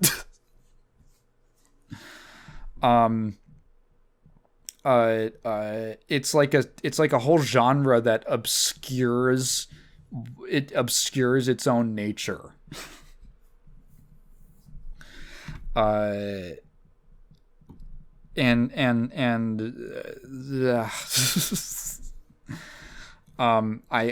genuinely like I don't know if I could ever get into that unless there was some like I hate the item shops in these games is conceptually cool to me, but the way that it ends up working with like, I hate the fact that like you get gold when you kill people. I wish there was some kind of solution to the fucking economy problem. Because I feel like the biggest issue in these games for me is the way that like gold acquisition affects the outcome of the game like so directly. Like I hate the fact that kills give you gold. Which probably sounds crazy, but it's like I feel like the effects of that are so negative on the overall like how that affects the game, like how snowbally it is. And trust me, I exploited the shit out of that. I played Renekton in League of Legends. That whole fucking character is based around hitting level 3 or 4, and then going all in on someone and then killing them in the first 5 minutes of the game and just fucking holding their head underwater for the rest of the laning phase and just fucking ruining their day. Like, there are entire characters in League of Legends whose playstyle revolves around, like, if they are successful, they just ruin someone's day for 40 minutes. I fucking get a kill at the 5-minute mark. I go back, I buy 2 long swords. There is no way that they can fucking fight me. They can even hope to fight me. I outmatch them statistically so hard with my Dorans and my 2 long swords and like 3 health pots or something. They can't even step to me. And then if they even try, I do like a big I dash through my minions, and then I do a big combo. I take out half their health, and then they have to just hang back, and then I fucking build a freeze. I freeze my lane, and I just keep it by my tower, and now they're just they can't go in for minions, or they're going to be vulnerable to ganks or me all-inning them because they're on my strong side. And it's so completely unfair. It's such a shitty situation to put someone in. It's the whole character. I loved it. I loved it so much. Just like a fucking asshole character. And that's like how those games are designed. Renekton is allowed to operate like that because that's how the game works. Renekton shaped the meta of League of Legends. It was called the fucking Renekton check. It was like, can your character beat Renekton in lane? If not, because he was so dominant. He was just so aggressive and so strong, and he only really falls off towards the late game because of just like building tank stats because of like a bruiser or whatever. And it was all enabled by the systems of the game, of how you gain gold and how damage works and how the items translate directly into power. And so many of these conventions are just built so deeply into the MOBA genre that I don't think people even really think about it. I remember when Tears of the Kingdom? I remember when Heroes of the Storm came out and everyone made fun of it because it didn't have an item shop. And now I'm like, were they right? Were they right the whole time? Should MOBAs just have like a skill tree thing where you get levels and just like level up skills and stuff, and most people just kind of progress at the same rate or something? You know why I think about like fucking Dissidia and how Dissidia does equipment builds, and I'm like, oh yeah, but it works in that game where you can have all these different wildly different builds that focus on different stats or different mechanics and stuff. But it works because like all of that happens just in the prep for the match as part of like the loadout system, and then you go into the match, and also it's not like a mystery what the opponent is running because you can literally see it during the loading screen. It like shows you it, like their whole build. And then the actual gameplay is just straight fighting. It's just straight to the fighting, all the great combat system. And Deadlock does not do anything to rectify the main problems that I have with the MOBA genre. And I could sit and talk about things like, I don't know, all the fucking movement mechanics that it has. Like, there's a dash and there's an air dash, and it's like you can do like a dash roll into a jump, and you get like a big hop, and then there's like a double jump, and you can mantle on top of things and climb on stuff, and the map has all this verticality, and yeah, all that stuff is kind of neat, you know, like the lanes have a bridge going over them that you can hop on top of and like shoot, and you know, the shooter aspect does change it a bit, and it has denial, and I don't mind the game's like denial system where the way that denials worked in Dota is where so you only get gold for getting the last hit on someone if you land the killing blow, and minions are the most consistent stream of gold. They're kind of like the foundation of your income is getting minion kills. So last hitting creeps, as they're sometimes called, is a key part of keeping up with the opponent in terms of your gold income, which is, of course, important because it buys you items that translates directly into power. I kind of went over this earlier. And in Dota, they had a legacy mechanic from the original Dota mod, where in Dota 2, you can actually target your own. You have to manually target them. You have to target your own creeps, and you can essentially, it's called denial, because you basically take the last hit instead. And I don't think you gain any gold, but you keep the opponent from getting the gold from the last hit. That's it. And I personally, I always felt like that was kind of like that felt sort of janky. Like it was kind of a technicality of the way that Dota, the original one, like Dota All-Stars worked as a Warcraft 3 mod. And they just kept it. Deadlock makes it feel more like a mechanic that was intended to be there.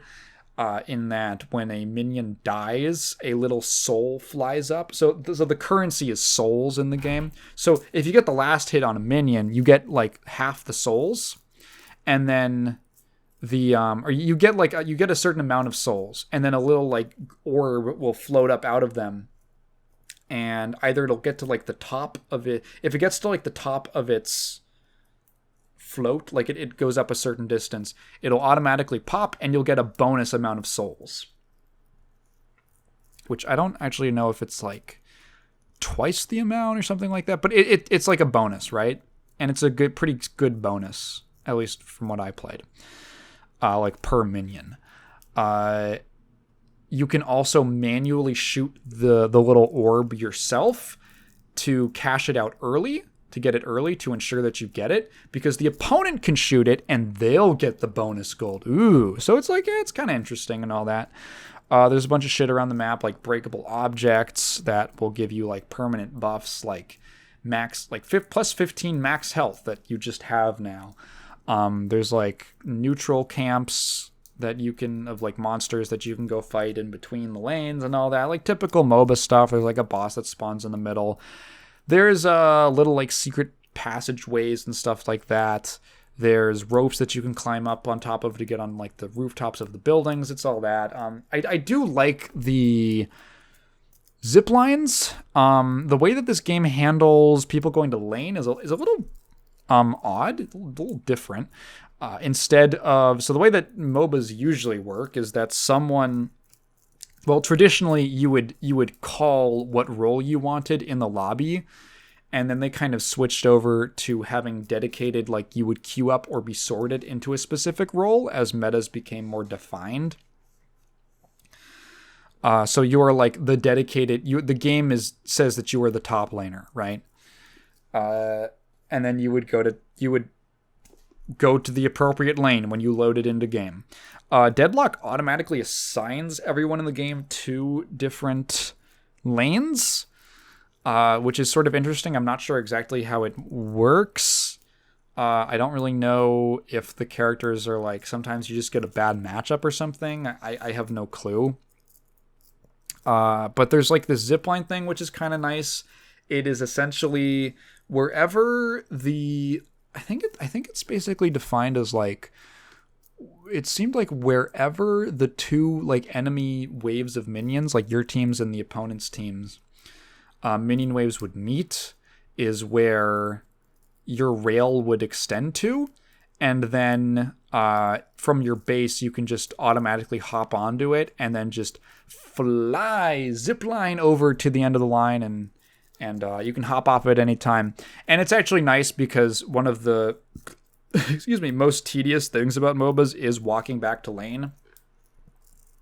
So there are things that definitely cut down, add on to that by your tower, your outer tower, where you're going to be kind of the initial laning phase is going to be seeing the most action. There's an item shop right there. So it kind of cuts out, there are little things here that cut out the going back to base and then having to walk back and having to make that sort of decision, which is kind of nice just to speed things up. And it does feel very convenient to just be able to go buy things without having to completely go back to base and risk losing out on creeps and all that. But ultimately, at the end of the day, it is a MOBA, and it plays like a MOBA. If you are like me and you just have a general distaste for many of the tropes and kind of way that these games are designed, Deadlock is not going to win you over. You might... It could be that it was just the perspective or the sort of RTS style didn't appeal to you, in which case the third-person shooter stuff might. I've heard some people say that. Different strokes for different folks. I do feel a little crazy because I think I played... Okay, so here's how my session with Deadlock ended. I played 2 sessions. The first one was doing the tutorial, getting to grips with things, trying out a couple characters online. Then... And my takeaway from that first session was it's a MOBA. It's got things I don't like. It's got things I kind of like. I'll see. I'll play a little bit more of it. I want to play a little more of it. My second session, I think I lost 3 times in a row. And the first game, I had that feeling come back where I was like, I feel like I'm trapped in this game. I'm not playing the game. I'm a captive to the game. And the second game went very similarly. Even when I played characters that were decently fun, I guess.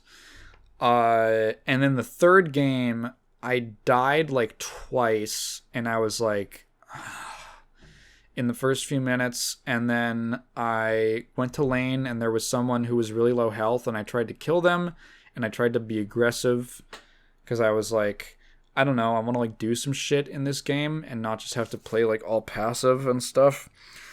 And then I like somehow died instantaneously.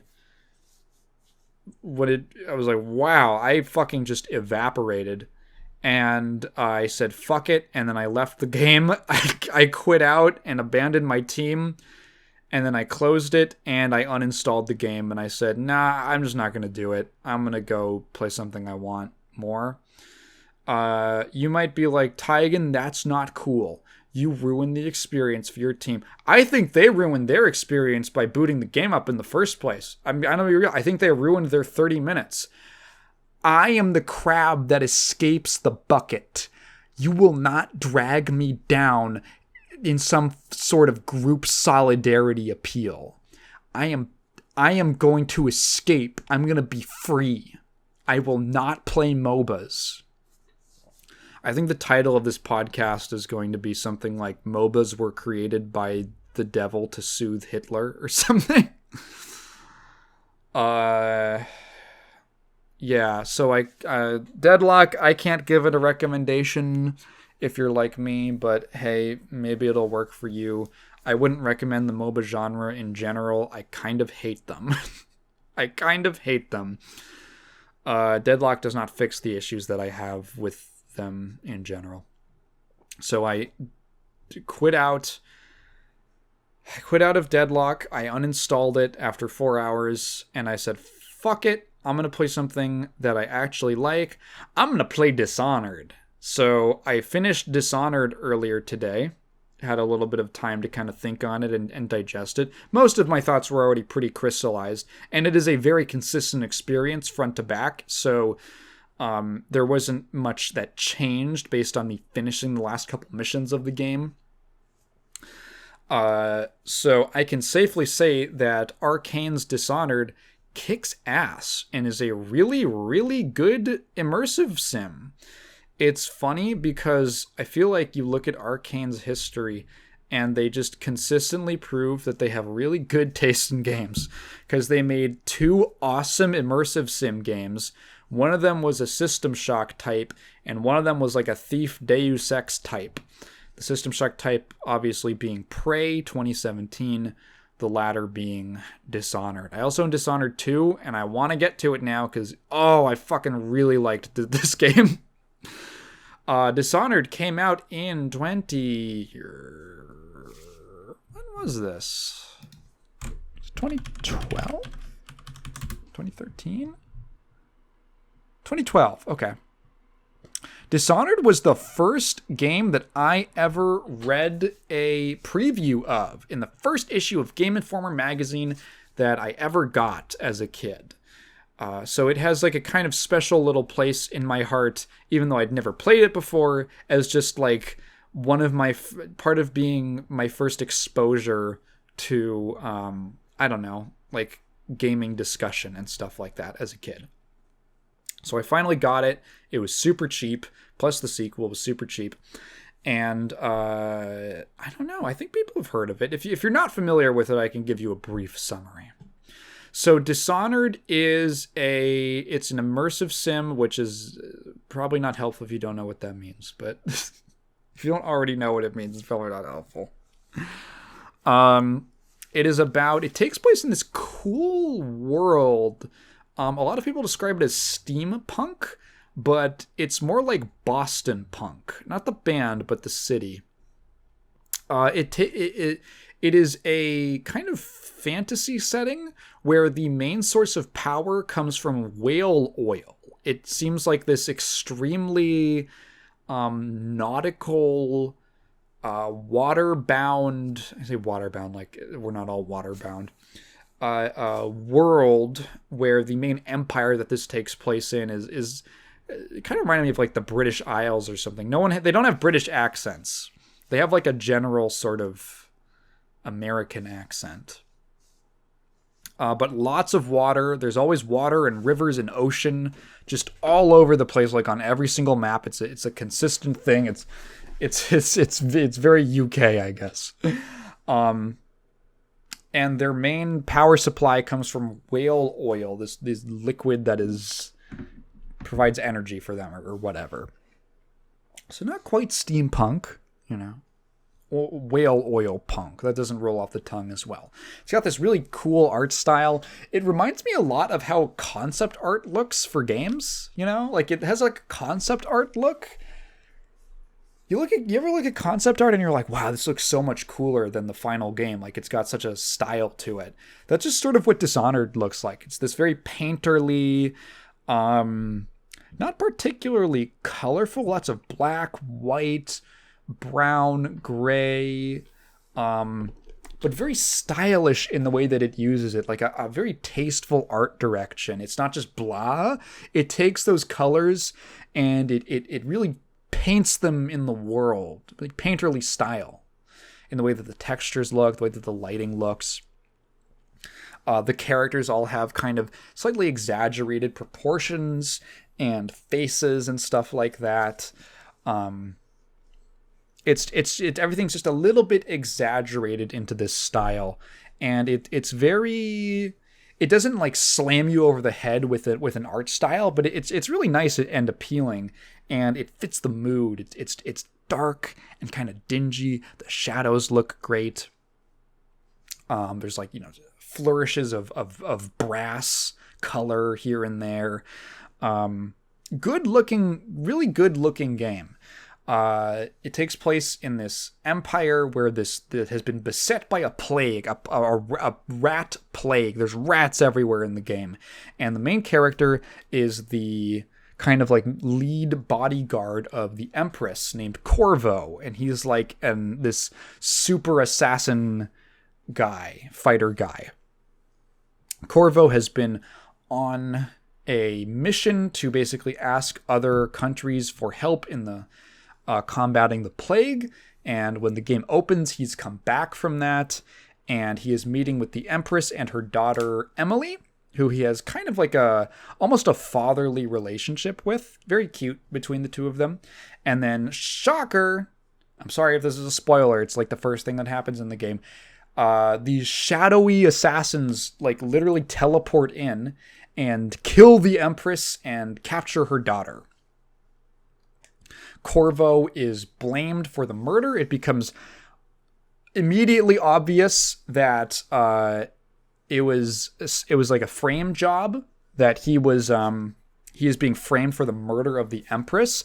You actually learn later in the game that wasn't the original idea. It just happened to be a really useful coincidence that Corvo happened to come back on that day.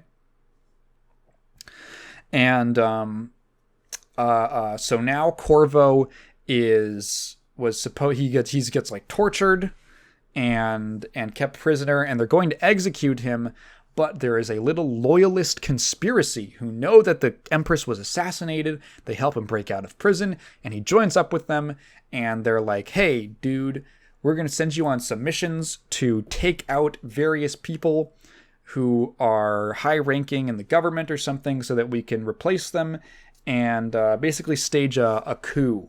You're going to be our main killer. So that sets the stage for this wonderful mission-based structure that Dishonored takes on. It is an immersive sim in the style of a Thief or a Deus Ex, where you are dropped into these large, intricate levels with all of these pathways and hidden areas and secrets and side things and optional things and optional characters to talk to and side quests.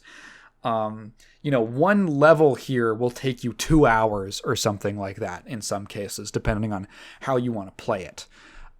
It has a lethal and non-lethal sort of play style. It calls it like chaos. There's like a chaos indicator for like how much. It's not an indicator. The game never shows you the number or anything. It's just like high chaos or low chaos, depending on how many people you killed. And you have lethal and non-lethal options to deal with basically everything outside of like the tutorial when they introduce you to the combat. But after that, the game basically lets you play how you want to. And it's just a really good-ass immersive sim. In that sense, you have a bunch of really cool tools. You have these special magical abilities that you gain access to. You have like a teleport. You have like a sort of X-ray vision. You get the ability to like possess animals. Like you can possess a rat, and your soul will literally go into the rat. You'll teleport and become the rat essentially, and then when you release the possession, you just appear there, right? So you can like use the rat to like sneak through a doorway and then pop out when no one's looking. Because it's an immersive sim, so it has all of these different systems and like NPCs have all these different behaviors they'll react to certain things in certain ways. Like most NPCs, if they see a rat that's nearby, they'll go and try to stomp on it to kill it. So if you possess a rat, they might stomp on you, and I don't know, does it kill you or it does like a bunch of your health or something like that, and then you pop out, and it's super awkward. There are like guards who are part of like the state police, and you can like there's if you're like ridden with the plague, you turn into essentially like a feral zombie. Holy shit, that scared the hell out of me. My phone just buzzed. What was I saying? Right. And like the police will attack them on sight. They'll just kill them on sight and run in with like clubs and guns and shit. And so you can like lead zombies over to the police to distract them and stuff. Just like a taste of all the different types of things that are possible. The game is designed in a way to give you multiple different paths through a situation. It's like, okay, you have to get past this barrier. It's like this electric barrier, and if you walk through it, you get incinerated. So what can you do? You can deactivate, you can go find the power source and like take the power source of like the whale oil canister out.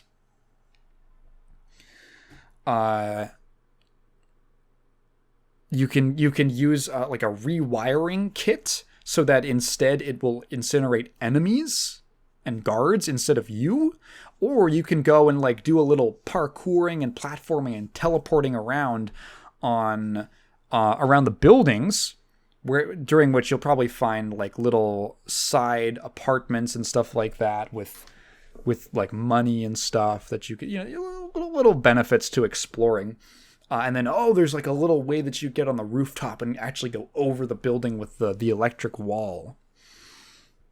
So like that's just one thing. It's like something from the first level, You'll go find, again in that first level, very intricate.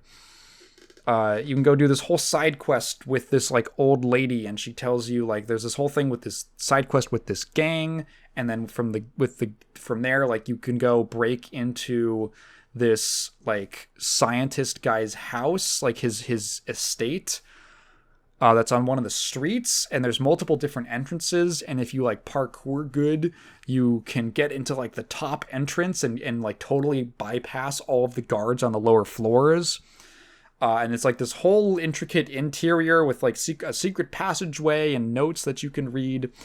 And then you like come back there later, and that's just the first level. It's not even like everything in the first level, and it's like there's like 5 different ways that you can assassinate or that you can take care of the main target. There's lethal and non-lethal ways. So what's cool about it is that the way that all the missions are designed is that your direction at the beginning is just to kill them.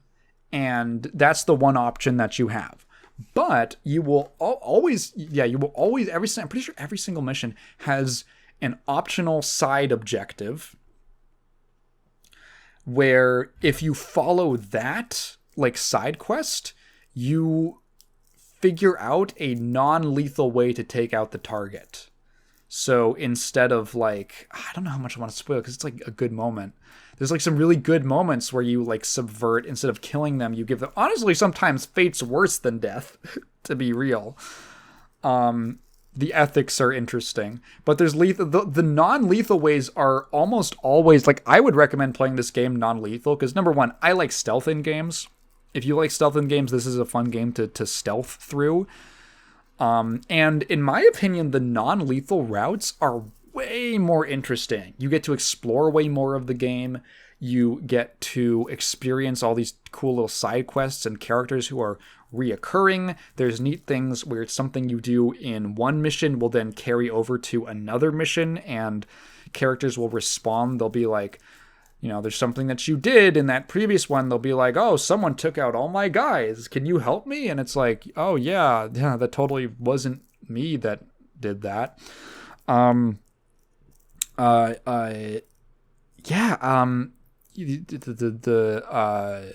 Exploring is really fun.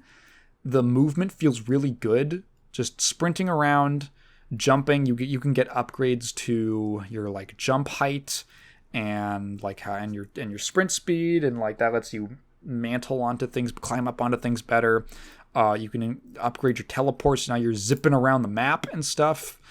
And exploring feels so rewarding, where I am always so into like just exploring every single nook and cranny and side thing in every one of the maps, because number one, the environments are so wonderfully detailed. Like, everything looks good. Nothing ever feels stock or placeholder. The art direction is great. Like, just walking through some of these areas, like it's really a marvel of just sort of this like depressing, falling apart gray world that has like this. There's a real like morose beauty to a lot of the environments. Lots of things like at night or sunset or early in the morning, sunrise. And they really take advantage of it. I get like beautiful art direction in the game. Lots of great like dialogue to overhear. I love guard chatter. I love a game with good guard chatter. And just so many ways, just a good ass sim. Like, in the way that you get so many ways to approach all of the situations. It really feels like the way that you play through the level is tailored to you. There are so many different ways to accomplish each goal. Even if it's just like what route you take, and you find that, because in my glee and my giddiness to explore every corner of the maps, you end up finding all the alternate routes, and you're like, whoa, this is so cool. I could have gone here. I could have gone through it like this. Whoa, there was a door. There was like a side thing at the start of the level that got me. It was like a shortcut all the way through, and I just missed it. Wow, if I replayed this, I could take that and take advantage of that. Some really cool missions. There's one that is like entirely in like a masked. You're a guest at a masked ball, because Corvo has this like epic assassin mask, edgy edgelord mask. And the whole thing is that there's like these 3 sisters who are all wearing almost identical masks, and you have to, with just different colors, and you have to figure out which one is your true target. And so you're walking through, and no one thinks you're suspicious because it's a masked ball. So no one's treating you weirdly, but there's certain areas where if you go in them, you'll be trespassing, and then they'll like get suspicious of you and investigate. And there's like there's all these different routes, and you can find secret passages and things in the basement, and things on the upper floor, and how you get there. oh my god, like it's just so sick. Like it's fucking cool. It's such a consistently cool game to play if you are at all interested in immersive sims or games like that. Like it is really hard to come up with negative things to say about it. I would say Dishonored is like, I remember it being well received, and I think the appreciation for it has only gone up in recent years because honestly, maybe on replay, things start to become more apparent. But from my first time playthrough, took me about, how long was that? Let's say 16 hours. I couldn't identify any real major flaws. The only thing that annoyed me was that every time you load a quick save, the game does not keep your equipped thing to what it was before you like quick save. You always start from like, you know, so you've got all these different like weapons, like different types of crossbow bolts in your gun, and then you've got all these different like magic abilities on your hotbar, and you know, I'm usually keeping mine around the teleport and the like shadow vision, which is like your X-ray thing, and I'm usually keeping it around there. But if I load my quick save, it starts me all the way back on like the first thing on the hotbar, which is like the pistol or whatever. And so if I'm quick loading a section, I always have to remember to, I got to switch over, and there's like a switch time, and depending on when you quick saved, it can be a little bit annoying because you were like right next to a guard or something, and you really should have, really nice to have blink out immediately. That's like the only thing. It's like a really minor little nitpick that I can think of, is that like the game doesn't remember what you had equipped, like what you had out when you quick saved or loaded or whatever. It's like the only thing. Other than that, wonderful game, just a good ass game. And I was looking up videos of it, and dude, there are videos of people going insane on this game with like the combat. So the combat isn't like amazing. It's probably the weakest part of the game. Another reason why I would recommend doing like a more pacifist playthrough or a non-lethal playthrough. But oh my god, the systems in the like, when I say it's kind of weak, I mean like, yeah, hitting people with your melee is like kind of weird, and there's like mechanics for blocking and parrying and stuff, but it's a little floaty feeling, you know. Combat, first person combat is not Arcane's strong suit. It's not their strong suit in Prey either. It's interesting because it's one of the options available to you. But otherwise, you know, I wouldn't go out of my way to engage in the combat.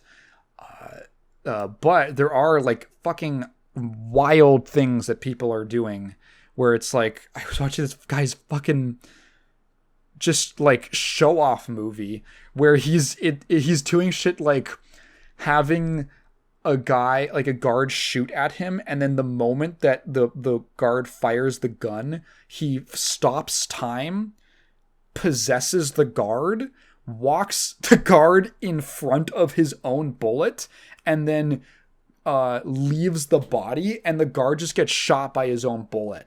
Or like some guy's severed head from getting like blown up. There's like a group of enemies like in a huddled up in a little group, and he takes one enemy's like severed head, stops time, picks up the head, puts it on the floor, attaches a like wire bomb to it, which is like a proximity activated bomb that'll like a shrapnel bomb essentially, and then slides, walks back, then takes like a running start and slides into the head, which launches it, and then time resumes, and the ball, like the fucking soccer ball head, he like soccer ball kicks it into the group of enemies, and because it passes, because the bomb, like the proximity passes by them, it just blows up right around them, and it's so fucking cool. You can do some really crazy shit in this game. Like, you can shoot a crossbow bolt, stop time, and then attach a wire bomb to the crossbow bolt so that as it passes by enemies, it'll like do the same thing, like a fucking mobile like a sensor fucking bomb or something like that. Like, so cool, right? Immersive sims are all about that like systemic design of just, here's a bunch of stuff, and it all works together, and it has interactions with each other. As much of the game as possible is able to interact with itself, right? And you can just pull off some really cool sequences with it. Dishonored, big old 2 thumbs up from me. If any of that sounds interesting, check that shit out. It is a consistently good time. It was just 16 hours of uninterrupted, good ass sim gameplay. And I'm very satisfied with it. I can't wait to play the sequel. Haven't heard much about the sequel because I know, immersive sims generally don't sell that well. But I'm very curious about it. Hey, it's Arcane. I trust them to make good sims. Hopefully that Blade game is cool. I think that's just about everything I've got for today. Thank you so much. I'm going to wrap it up now. Thank you so much for listening. If you've been listening this far, thank you for listening, ramble. If you have a question, feel free to leave it down in the comments below, but please phrase it in the form of a question, because I'm not just going to read your thoughts out loud. I am hard at work on the next video. I hope it will be out. I was kind of busy last week. Did I say I would anticipated it be? It'll be out kind of soon. I don't know. I don't think it's going to be like a huge editing job. Definitely not as intense as TLC. But I think it's going to be pretty long. So be on the lookout for that. Check out my Patreon. You can give me like a one-time donation on coffee, all the shilling stuff. Bye.